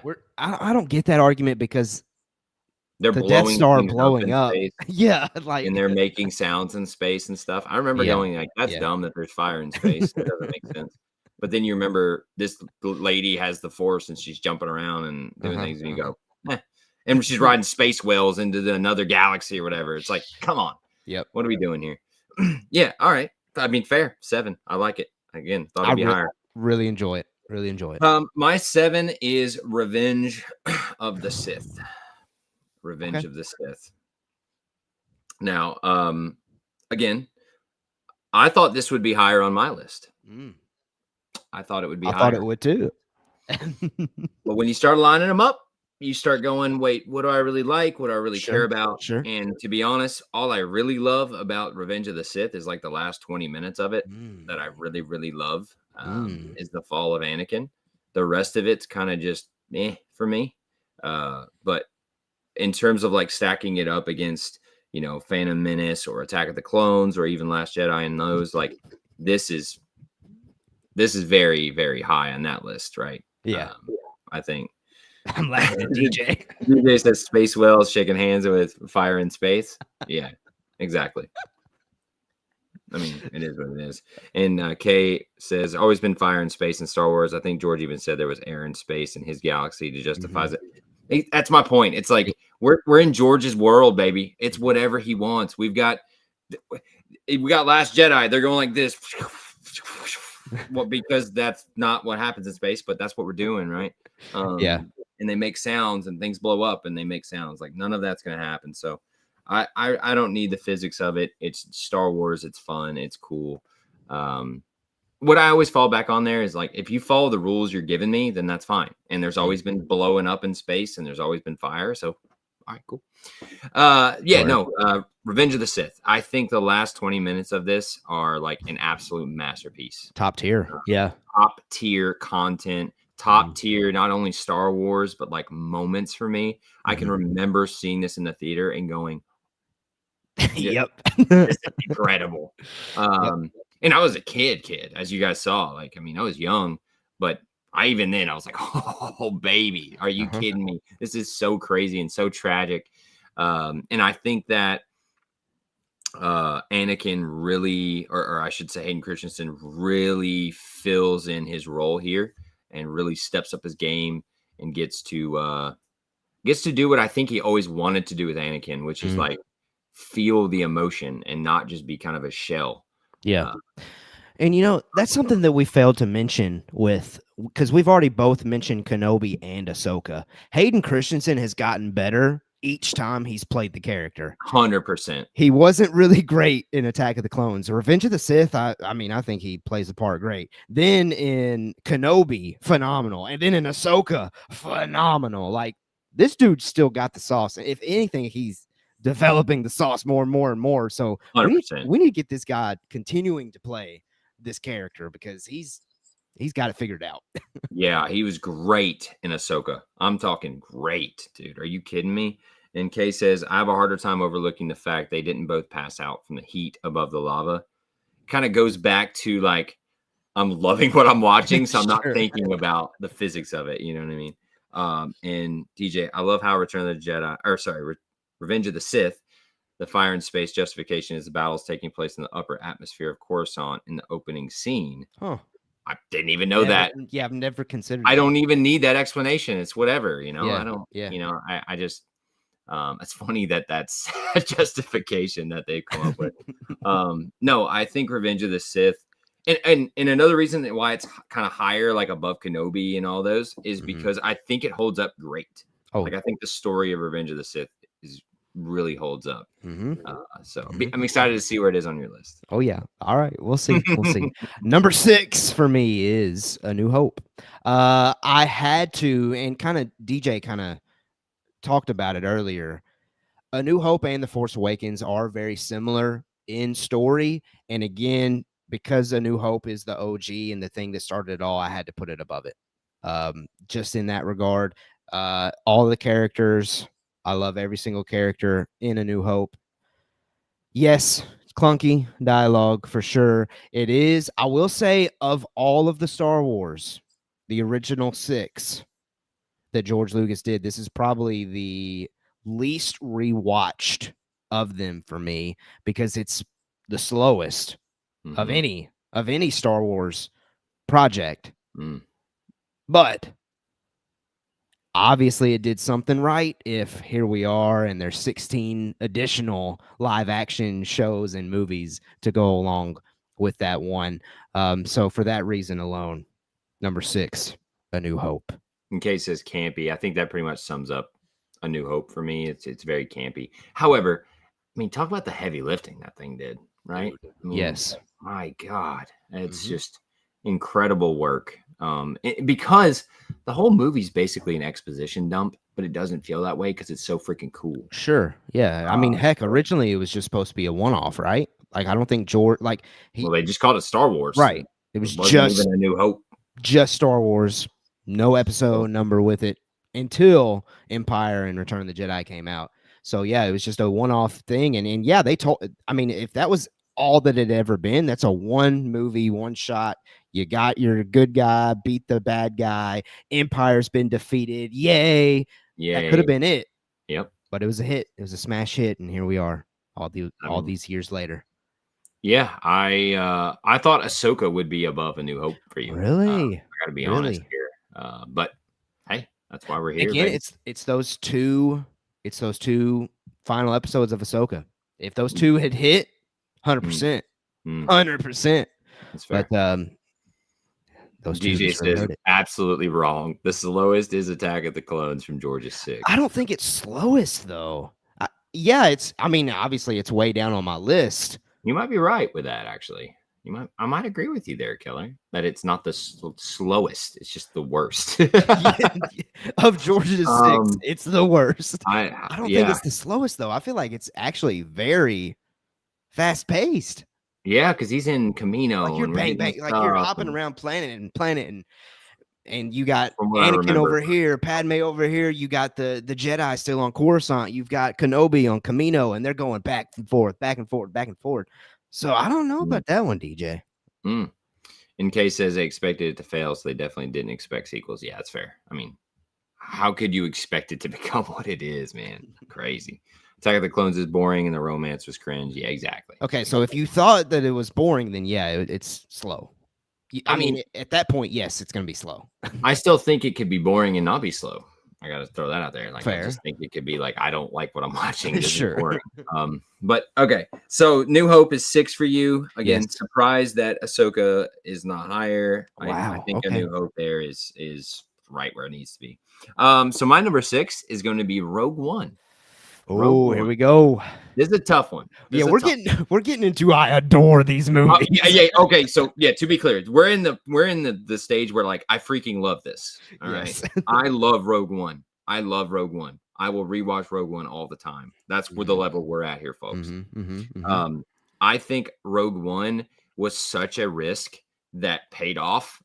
It is the Star Wars of Star Wars. Mm. It somehow captured this like band of brothers vibe of like a World War II thing, but in Star Wars still somehow. I don't know how they did it.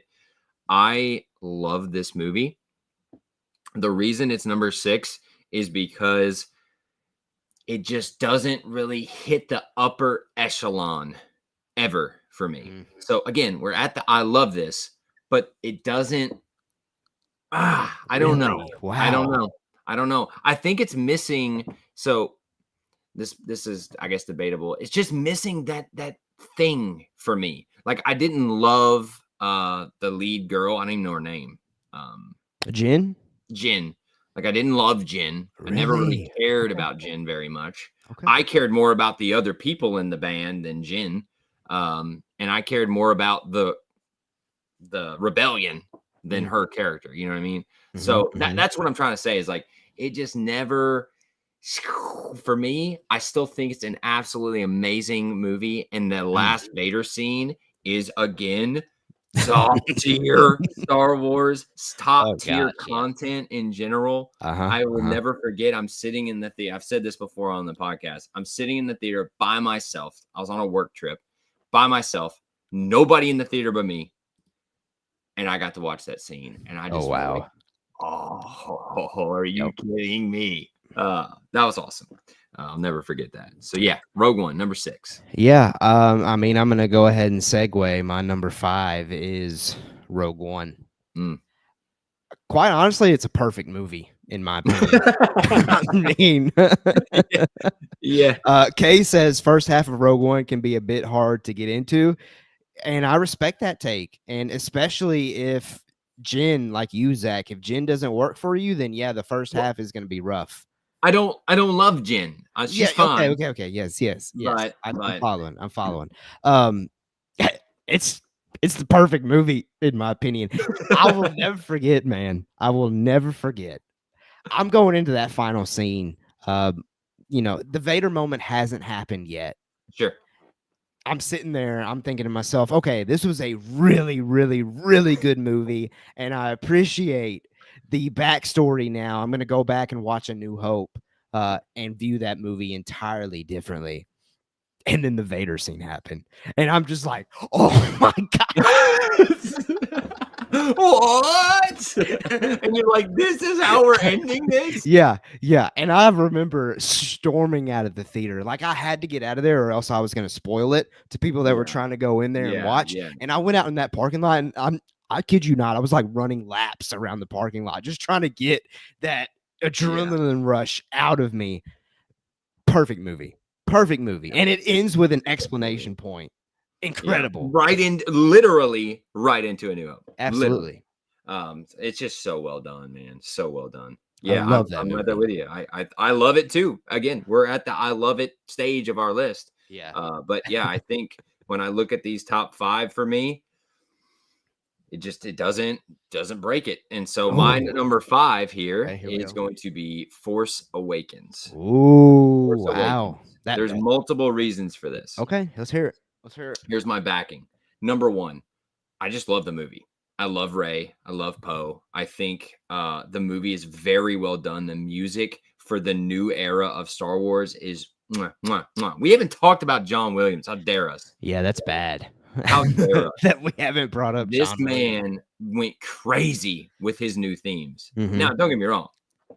Obviously, he's already has incredible themes Yes. in the other OG movies, but for me, like this was my first time in a movie theater that I got to really care about things like that. And it Mhm. just was so good. You get the Kylo theme, you get the Ray theme. Dee, dee, dee, dee. Like, come on, man. Mhm. And then Mhm. the moment when they are flying in, like to what's her name's like bar cantina thing, and it's the rebellion. Maz. Oh Yes. my gosh, dude. That scene That was great. still gives me chills watching it to this day. And you got Finn and Han Solo there, who's back now, which is dope. And just everything about this movie, I think they nailed Mhm. coming back into the theater. Oh, Yes. 100%. Is it A New Hope? Sure. I don't care. I Yeah, do no, I not agree. care. I agree with that. I think it's better than A New Hope for all the reasons I just said. Mm. It's modernized. The flying scenes are sick. The only reason it's not higher on my list is because of the stupid scene with Han Solo when they're like getting chased by that big thing. Oh, the, Conja Club. I don't even know. I That never made a deal with Conja Club. that was so dumb. Dumb. I didn't need any of that.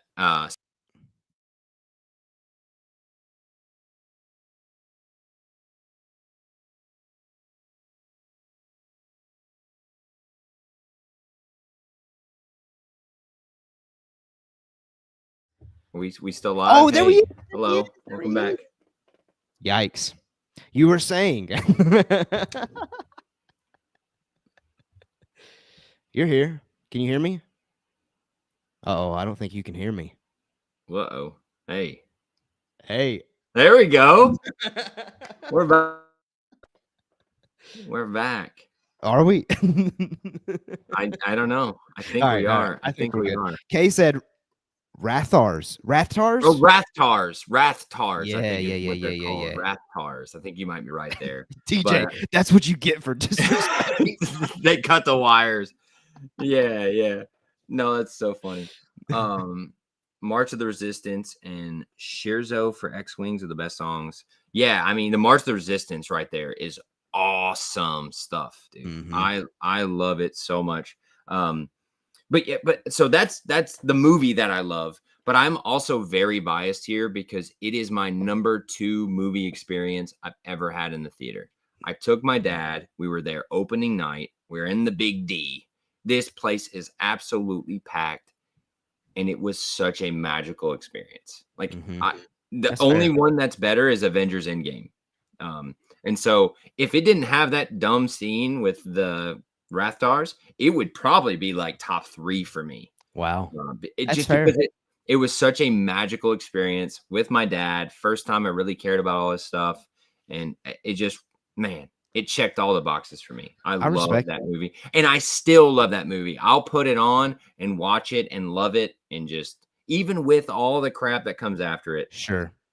it just works for me so And much. I wish I could do that because, like I said, if I was able to do that, Force Awakens, I can confidently say would be top 3. Mm.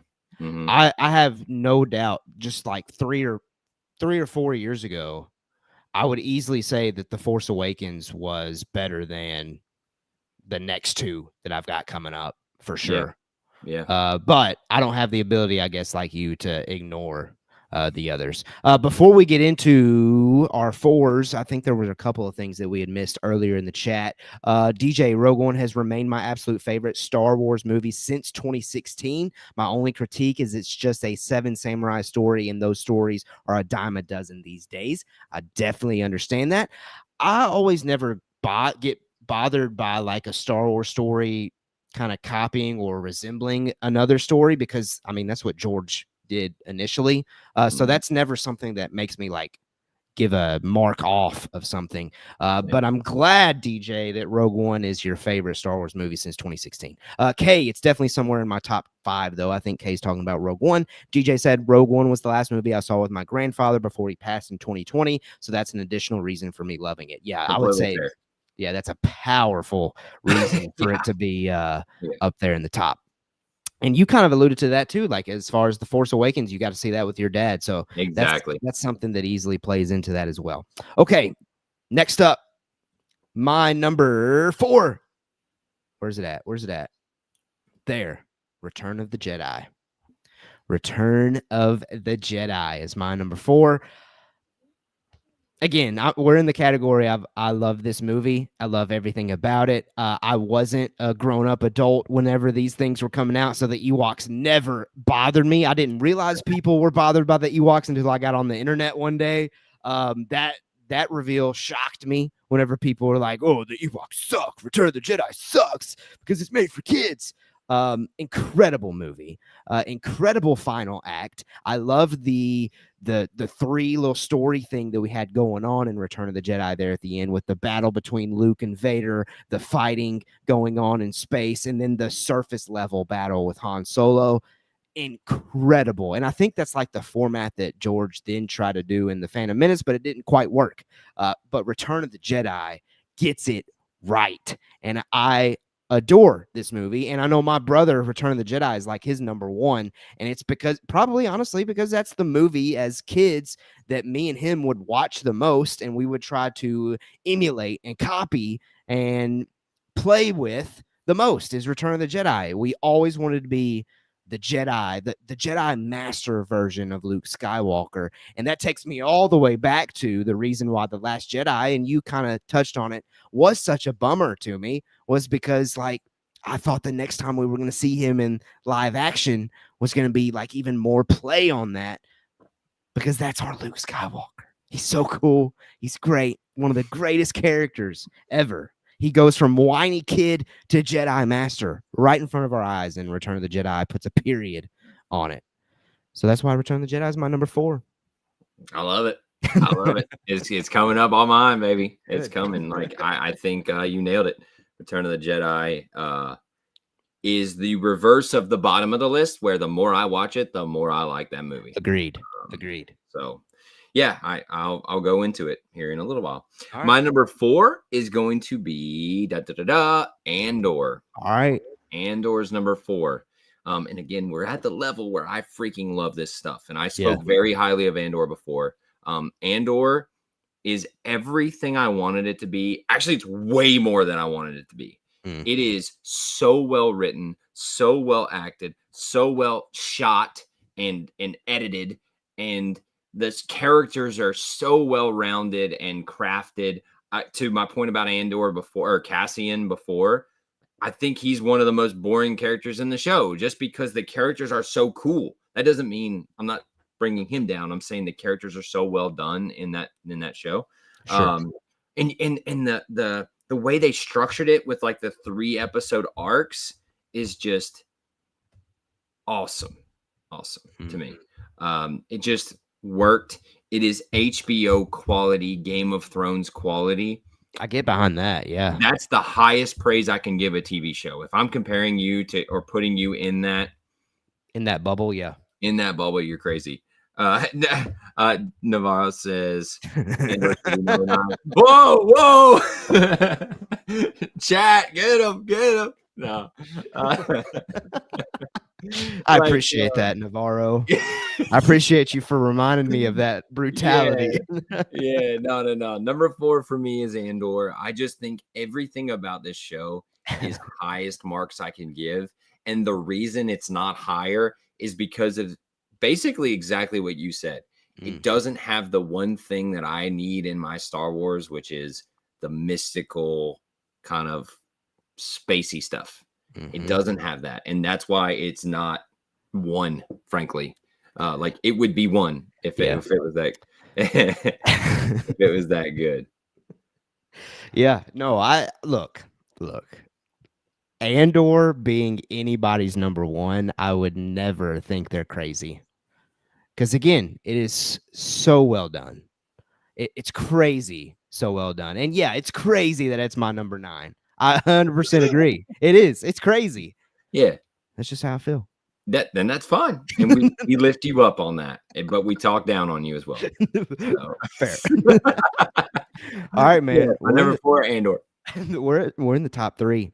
Top 3. We're in the top 3. My number 3 is okay. I was wondering where this was gonna sit. The Mandalorian. If it wasn't for season 3, this would be maybe number 1. Fair enough. Season 3, unfortunately, was just so mid. Like it had great moments, but then just head scratchers galore. But anyway, we're talking about why it's number 3. Heck, I started an entire freaking podcast over this freaking show. I adore the character of Din Djarin. I adore the reveal of Baby Yoda at the end of episode 1. Immediately, I'm locked in.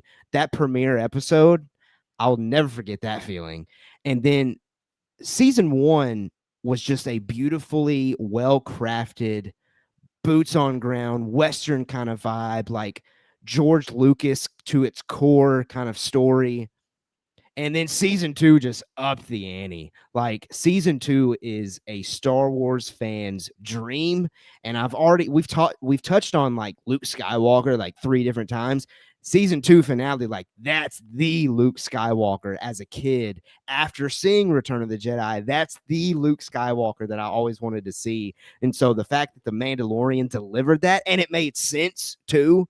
Like it wasn't one of those of, oh, here's Luke Skywalker for you. Have fun. No, it made sense with the story and everything that the Mandalorian has done. I mean, it's captivated an entire massive audience. It put Star Wars back on the map because it was getting massive hate because of the sequel trilogy being rocky. as far as seasons 1 and 2 of The Mandalorian, because I know Kay says season 3 dropped off hard. I'm hoping. Well, no, I mean, never mind. I was going to say I'm hoping season 4 puts it back on tracks, but it seems like maybe The Mandalorian as a show could be over. But regardless, the highs of The Mandalorian will always outweigh the lows for me. The Mandalorian, number 3. Mandalorian, number 3. Yeah, so Mando's number 3 for me as well. Is it? So Okay. yeah, we'll just jump right in because I think what this show did is just indescribable in the sense of the load it had to carry. It's the Disney Plus era. It's Star Wars at a very low point. It's man, this show, and I think DJ kind of sums it up there. Currently rewatching Mando season 1. I miss the feeling that show gave me. Yep. I think that is the thing that's why it's number 3. Because watching that show at that time with my wife and just loving everything I'm watching, Mm-hmm. and it blowing me away with this story of this gunslinger who's a bounty hunter. Is he good? Is he bad? What's he doing? Where is he? Who's he working with? We've got a baby Yoda now. What's this thing? And then to your point, season 2 skyrockets into this, mind-bending space opera fantasy that is just so well done. And then and then we get the Luke Skywalker that everybody thought we were going to get or hoped we were going to get in the sequel trilogy. And I think I may have said this at the time, that made me okay with the hermit crab. Oh, interesting. I think you and I have talked about this before, maybe it's off camera, but that scratched my itch and it made sense. Actually, when you think about the timeline of things, that is Luke at his prime. He's a monster, right? He's slicing them down. And I just think that made that stronger in The Last Jedi. But season 3, even though I know we're talking about it dropping off, I still think it was great. Like, I really enjoyed season 3. My wife loved it as well. Yeah, there's dumb moments, as we talked about. We've got the weird Lizzo thing going on. I erased that from my memory. But I still love the Bo stuff. And 100%. Yeah. And the Mando stuff, I think was really cool. I just man, what a show, Yeah. And here's the weird hot take, I guess. I think Andor is a better show. I think it's a better show. Yes. Again, I think even though I put Andor at 9, I've still voiced that opinion that Andor is a better show. Done. But again, we're not talking about worst and best shows or quality or whatever. We're talking about favorites. And so favorite to that's favorite. why Mando is number 3 for me.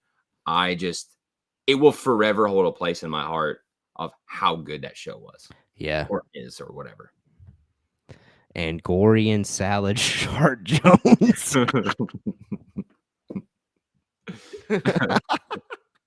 Okay, that's I mean, that's why season 3 was a little rocky here and there. Yep, a little rocky. And I have a feeling we're gonna get some more pirate goofiness in Skeleton Crew, but that's gonna fit in that show. That's right. That's what I was about to say. I think it's gonna get a pass. That's gonna fit there. You're gonna get the hardos who are like, "Grr, this isn't my Star Wars. This is for kids." But yeah, no crap. That's what it's made for. And so it's gonna get a pass. The Mandalorian, you nailed it. It's always gonna be. Even though, yes, season 3, Rocky, it's always going to be a special place in my heart for sure. Those first 2 seasons, man, Star Wars fans were flying high during those 2. Moment when we got Grogu saving him from the big thing, the rhinoceros thing, and he's using the Force for the first time, and you're like, "Oh, go baby!" Yeah, that was really cool. And what made it really cool too is that show captivated my wife too, so we could exactly enjoy it together. That was sit down. Mandalorian's out. We're watching it, baby. Yes, and nothing else has really been able to do that. Andor did that for us. Andor definitely. Actually, Taylor, I think Taylor liked Andor more than I did because she was like, "Yo, is Andor on?" That's tough for me to evaluate. No, yeah, that's fair. But I'm just saying, I'm remembering. I remember Taylor asking me like, "Yo, is Andor out yet? Like, when's it coming out?" So Wow. if she's asked me that, and we're sitting down and watching it, it's good Yeah. stuff. Well, all Yeah. right. All right, what you got? Number 2 is Revenge of the Sith. I knew it'd be I so am high on your list. shocked. I am shocked that you have that thing. What did you put it at 7? Maybe 3, 4, 5, 6, 7. Wow. Revenge of the Sith, some days I wake up, I'm like, yep, that's my favorite Star Wars. I can't lie. There are some days where, and again, I said at the beginning of the stream, like 2 weeks from now, this ranking it would be like, ask me on a day, like these rankings, it fluctuates depending on what mood I'm in, which one I've recently watched, which ones I've recently talked about with friends or family or anything along those lines. But Revenge of the Sith, it's one of those. Probably you asked me, I don't know, 15 years ago, I probably would have put it in the middle. Sure. But I keep going back to Revenge of the Sith, and I love that thing more and more and more and more. And I'm to the point. I know you said you enjoy the last 20 minutes.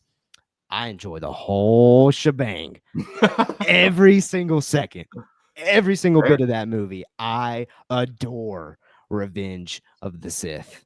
And It's Moose asked before I go, what's your okay. guy's favorite Star Wars character? I gotta cut you off. I want to get your answer. Again, ask me on the day. It depends. Anakin Skywalker or Din Djarin? It's Anakin Skywalker, easily Yeah. for me. Easily.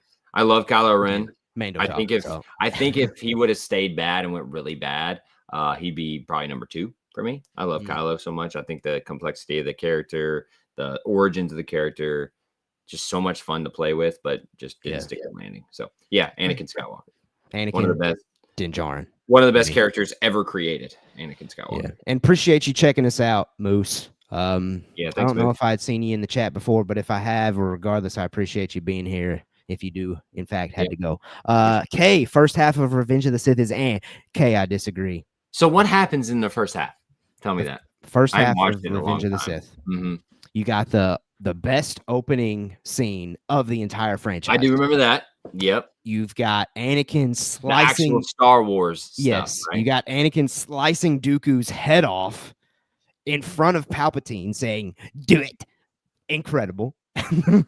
You got Anakin being like the chosen one kind of idea there, where he's wanting to save Kenobi, even though Palpatine's chirping him in his ear like, "Oh, leave him behind, we can't get out of here." Incredible moment there. Then we've got them crash landing on Coruscant, where Anakin figures out that, oh crap, Padme's pregnant. Incredible. Again, even though you might not like the love scenes, I'm digging it at that point. Sure. Then you've got Yoda kind of like, or the Jedi Council like sending them off to different places. Kenobi goes to, why am I blanking on the planet, where they fight Grievous. Heck, even in the opening scene, they fight Grievous for a little bit too. We're only talking about the first 20 minutes. Wow. Yeah, they're in that separatist ship, and they're fighting. They're fighting, and then the Grievous like jumps out because he's like, "Nah, I'm about to lose this." I appreciate that, Moose. So I'll definitely watch one of your future streams. Appreciate that. Yeah, appreciate that. That's big time. I hope you hit the subscribe button, and that you're not like one of those that saw me put Andor at 9, and you're like, "Nah, never mind." We forgive you. We forgive you. Appreciate it. Let's see. No, I mean, I didn't realize all that happened in that movie, because I got to be honest. Again, I get blinded between 2 and 3, so I thought Grievous was in 2. Wrong. Nope. 3. Grievous is 3. Brushing curly hair. Oh yeah. Let's talk about that moment. We got what is it? What does Padme say in that moment? Is that when the bounty hunter droid is trying to kill him or something? No, that's Attack of the Clones. Oh, see. I'm not a good source here. We've got what does Padme say? That moment where she's brushing her hair. What's the dialogue there? I'm blanking on it. It's something like, "I'm looking at you because I'm so in love with you," or something. Like the dialogue is definitely clunky, to say the least, but I love it. You got the story, the tragedy of Darth Plagueis the Wise. You got that story in there. You got that ominous little music in the background. So did George write all 3 of the prequels? Yes. Okay. Because he's firing on all cylinders here with 3. Mm, With mm, Revenge of the Sith. yes. Now, after our discussion, like, do I think it would go above Rogue One or Force Awakens? Not a chance for me. Okay. Not a That's fair. chance. That's But fair. number what for you? Number 2? Number 2. Man, I hey, love hey, Revenge of the Sith. I good for you, adore it, man. man. Good for you. I would easily I can confidently say Revenge of the Sith is the Star Wars I watched the most. Mm, Like, it's not even close. mm. Not even close. I mean, I need to go back and rewatch it, I think. Like, man, Yes, you I'm do. loving what I'm hearing here. And then, of course, the fight, obviously. Sure. I didn't even say Yoda going to Kashyyyk and seeing all the Wookiees. Yep. Order 66. Like, come on. I can That's keep going. crazy. I can keep That's talking. yeah, keep going. No, no, no, no. No, yeah, you win. You win. That's your number 2, man. I got you. I love it. I love it. I'm gonna go back and watch it in your honor. That seems like it'd be a good one to like go to sleep to. Like I'm gonna throw this on, Interesting. but then watch the whole thing. You know what I mean? Like Sure. I'm just gonna put this on and then you watch the whole thing. In case Okay. so love has blinded you. Yeah, that was the quote. Except her dying of a broken heart for reals. Okay, I disagree with that. But that's fair. That's fair. Okay, it's dumb. Get out of here. It's dumb. But I get it. Died of a broken heart. I don't know. All right, my number 2. Return of the Jedi. Return of the Jedi. Return of the Jedi. Mine are going to be cliched, Wow. folks. We already know what's left, right? Yeah, we do. It's both of And ours. they're cliched for a reason because they're freaking dope. That's Yep. why. Return of the Jedi is what a culmination. I think about all the pressure and you had think about Rise of Skywalker pressure, right? Oh, you got to end this trilogy and what are you going to do after Last Jedi? Think about coming after Empire, man. Are you kidding me? And then they stick the landing that hard in my mind. Like, dude, that is so sick to me. I just think the Ewoks do not bother me at all. Are they goofy? Are they dumb? Yes. Is that Star Wars? Yes. Yes. I love it. I love it. Like it's goofy and crazy and it is action packed. There's not anything in Return of the Jedi that I don't really enjoy or like. And the Luke Vader stuff is just masterclass work here.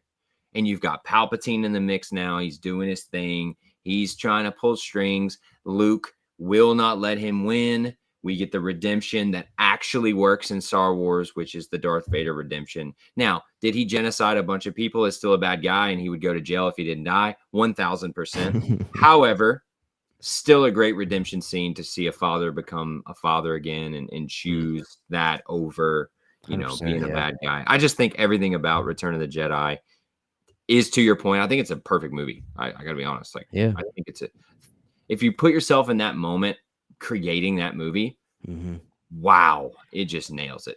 The only thing I don't like, and chat may need to correct me if I'm wrong, but it's the special edition of the Fair. I agree with that. I mean, what are we very doing prequel-y, there? very Attack of the Clones-y, you might say. But that is such a minute moment in that incredible story to me that Sure. it doesn't really even touch the needle for me personally. But I could see that. And Kay says prefer Papa Palpy draining her life force to save Annie. That would be dope. I think your point there, Kay, a bigger point you're making is like, why did we choose that? Sure. We're writing the story and you choose to break a broken heart. Yeah, just like you could have had something more epic, I guess. Yeah, or just something that's more devious and sad than just like, oh yeah, she died somehow. I don't know. And then Kay says Ewoks are alright. I just don't care for the movie. Hate the Jabba's palace scenes. And see, I like the Jabba palace scenes. I think the Jabba stuff works. I liked Luke being kind of a beast and mysterious, and that's when we see him. Last time we saw him, he was not this. So, and then you get Leia actually being kind of sick, and you've got Han and the carbonite. Like that all stuff is cool to me. Yes, the stupid, but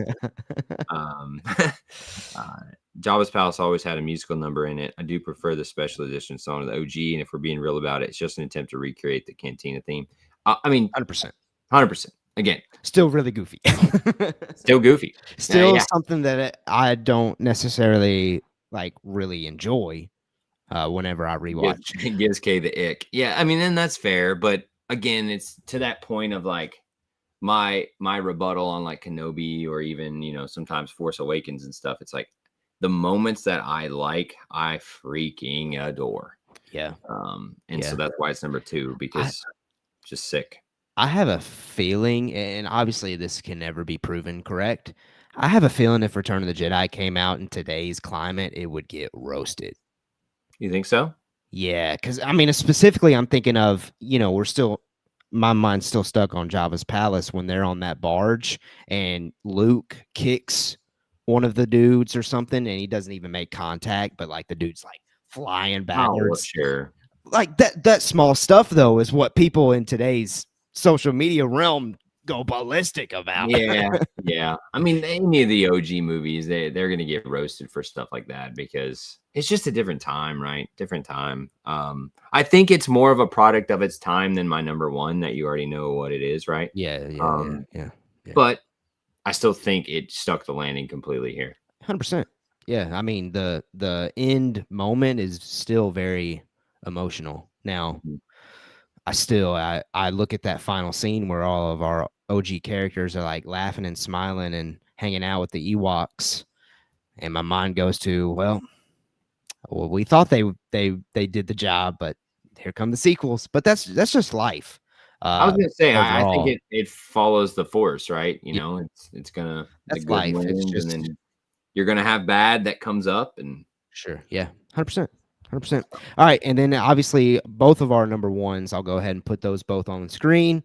Empire Strikes Back. This will always, for me, be the perfect Star Wars movie. I've gotten to the point where it used to be whenever Disney first bought Star Wars, I was always like, oh, I hope this one's as good as Empire Strikes Back. I hope this one's better than Empire Strikes Back. I've gotten to the point where that's never happening. I've accepted it that Empire Strikes Back will always be my favorite, and it will always be the goated Star Wars live action project. What do you say? it's as perfect as it can be in my mind. Like Yep. the twists, the turns, the writing, the characters. We end on a sad note, like the Mm-hmm. Empire basically wins in this Yep. movie. Like everything about this movie is risky. Thinking about this movie being made. Star Wars comes out of nowhere. It's a blockbuster. And then you have to follow that up. And they freaking make a movie like Empire Strikes Back. I Yeah. mean, it's Luke. I'm your father. Mm-hmm. It is the moment in culture. Yeah. Everybody knows that moment, even if they somehow still haven't seen the movie. Yeah, like my daughter. Wild. If I ask her, I'm your father, she's gonna go Darth Vader or Luke or Mm-hmm. something. You know what I mean? Mm-hmm. Like that's the level we're at with this movie, and there's a reason for that. It's because it's so well done. It's Yep. so well written and crafted and designed and shot, and man, the emotions in this movie are so good. I mean, just to name a few for me personally, the Luke stuff with Yoda, I Mm-hmm. think that's incredible work. Yep. That could have been clunky and goofy. It is a little goofy because Yoda's goofy, Star but it's Wars freaking franchise awesome. has As a we talked, layer of goofiness. 100%. that's my point. It's like it falls right in line here with kind of the goofiness. That's But why Andor's number 9. you're crazy. I just man, I love Empire. It is the movie that I go to when people ask me about Star Wars, and I go like, dude, like, have you seen Empire Strikes Back? Mm. Like that's how I answer it. And so that's why it's number 1. Now, I got to say here a little disclaimer. To your point earlier, this list could change. My top 5 could change every single day. 100%. However, I don't think Empire is going off number 1 ever. Yeah, no. Same. I think Same. it's never. I think my top 3 is pretty much locked, honestly. Empire Strikes Back, number 1, Revenge of the Sith, number 2, Mandalorian, number 3. I think for me, I think my 2, 3, 4, maybe even 5 with Force, like I think they could adjust. Like that's how much I love the top 5 to 2. Yeah. because some days like Return isn't my favorite, and Mando is, right? I love Mando so much. 100%. Yes, I feel So that. I it's feel that. this weird thing. And DJ says Empire's good only because George didn't direct it. Larry Kasdan being the main screenwriter is also why it's so good. Irvin Kershner was not only a great director choice, but he's George Lucas professor at the film school. Leah Brackett was the original writer of Empire. It was solidified by Lucas and Kasdan. Look at these facts, just Yeah, dropping man. facts in here. I love it. Periods and periods. I mean, yeah, y'all are nailing it. I do think that's why Empire Strikes Back is so good because George didn't do everything. Yeah. When you have a guy like George, who is obviously he's a genius, but when you kind of don't rein him in, you get the prequels, right? You Sure. get this hodgepodge of writing and character arcs where if you let these people do what they're really good at, you get freaking Empire Strikes Back. Yeah, incredible. And I think that's what they were going for with The Last Jedi, but it just didn't work. It just didn't work. But Empire Strikes Back, yeah, I'll always adore it. Heck, I'll always adore Star Wars. And you were talking about, these rankings changing. Like I said, maybe when I finish this Andor rewatch, maybe I need to revisit this list. But yeah, I've got the top fives displayed up on the screen, and I feel very confident about my top five. Like, I don't see how that is going to change anytime soon. I completely agree with you. Like, I'm looking at my list and I'm looking at your list. Now, Revenge might creep up a little bit on my list if I go back and rewatch, because based on our discussion today, there's a lot that happens in that freaking movie. Yeah. But no, this top five for me definitely solidified. I think Force Awakens could move up. Andor, I think, is right where it needs to be.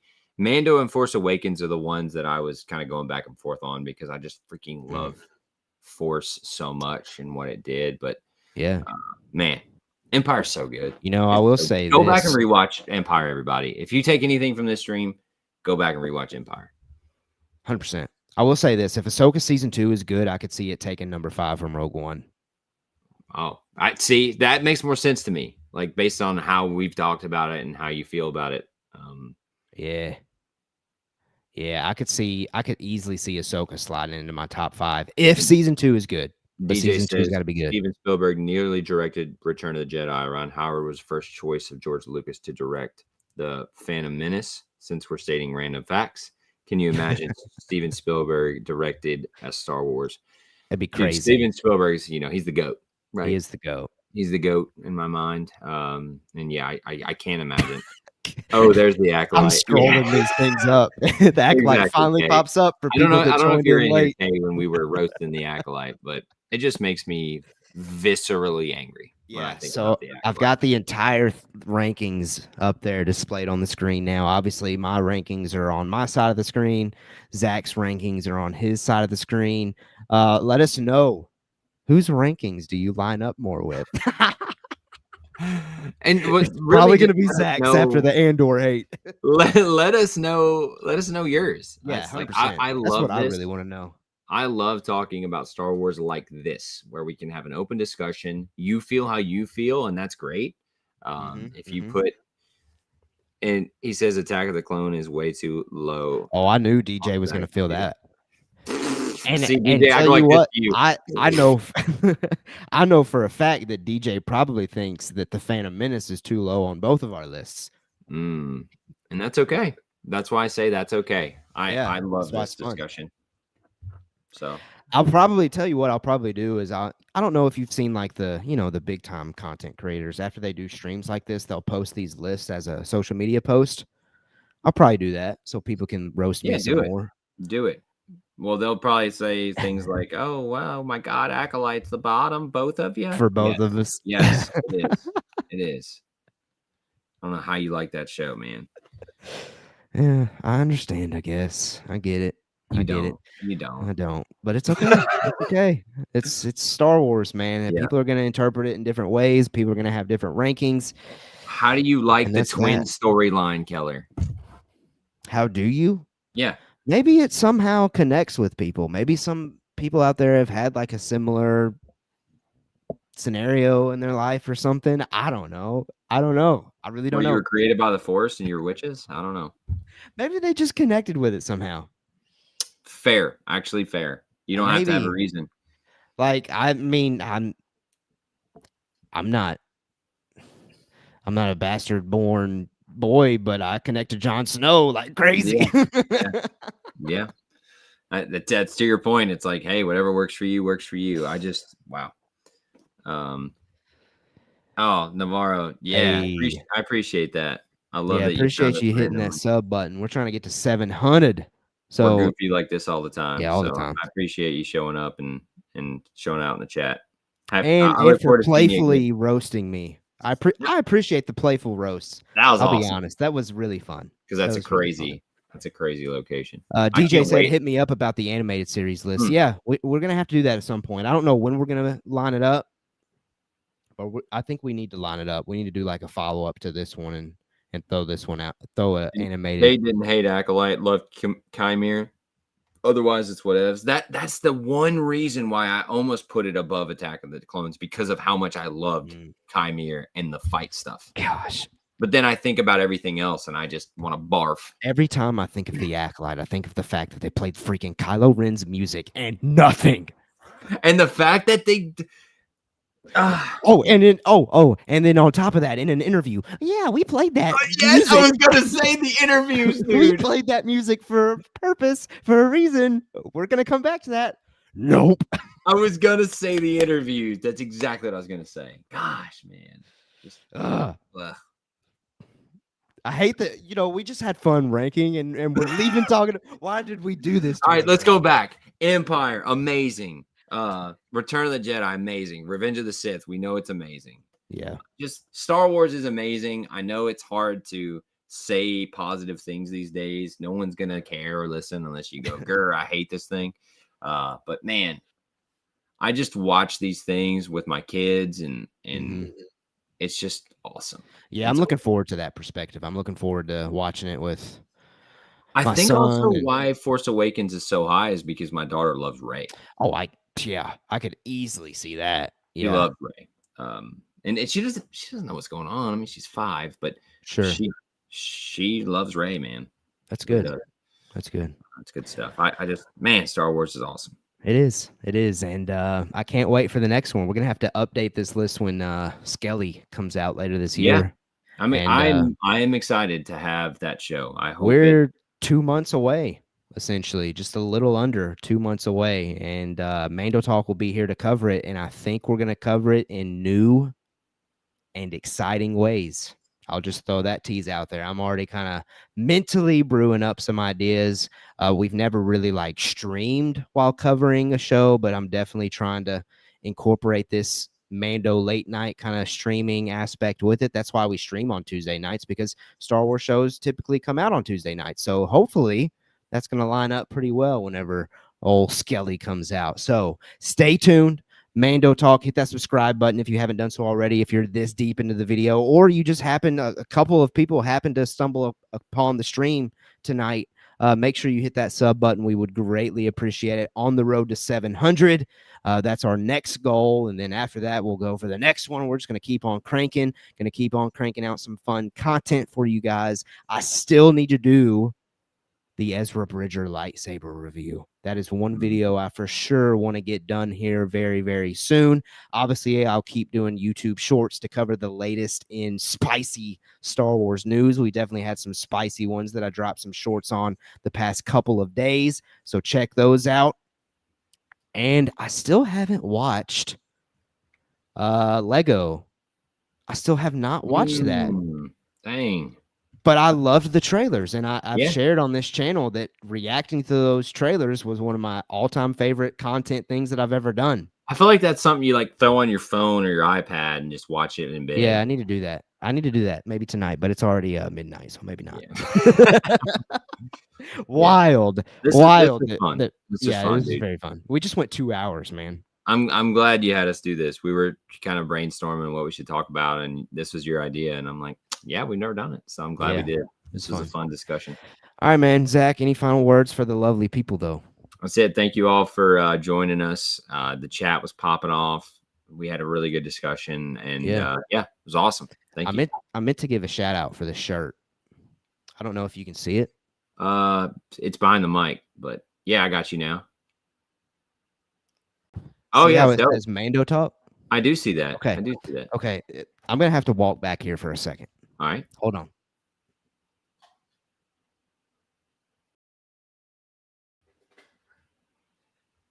Story time. I got this shirt in the mail from, it says Bonham High School, class of 2024. Abigail, Angel, Kate, DeMarcus, Isabella. We hope you love the t-shirt as much as we do. And it's, for some reason, it's like Sasquatch holding a lightsaber with the Mando Talk logo, but it's camo out, Dude. like Tennessee right here, like redneck. Love it. Yeah. Love it. And Sasquatch, dude, that's Yeah, dope. That I is don't know. so I cool. need the story behind why it's Sasquatch. Maybe because it's It's like supposed to be a cool. Wookiee, Oh, Chewbacca. maybe. But I I don't had know, to but give that's that sick shout though. out. So they sent you that shirt? Abigail, Angel, Kate, DeMarcus, Isabella sent me the Wow. shirt. That's freaking dope, dude. Dope. I meant That's to give so that shout cool. out. I got it a couple weeks ago, but I forgot to mention it, and here we are. I had to throw that one That's out there. that's So I cool. appreciate everybody out there. Appreciate everybody that listens to Mando Talk. Appreciate Kay. Appreciate DJ. Appreciate Navarro. Appreciate, who else did we have in Moose, there tonight? Moose, Anthony. Anthony. And I believe those were the ones that were riding with us throughout the evening. Greatly appreciate that. And I greatly appreciate anybody that's listening to this on the playback. This has been a lot of fun. I cannot wait to do it again. And I guess it's time to get out of here. Let's see a couple others that came in here. Kay, I still crack up over the salt and pepper joke on Lego. I wouldn't know. Still need to watch it. And then DJ, I'll have to come on the show and explain that Squatch thing. Okay, do that, DJ. Do that. Okay, let's get out of here. Appreciate you being here, Zach. Appreciate everybody. Hit that sub button. We'll catch you on the next one. Peace. Wait, that's not what I say. We have spoken.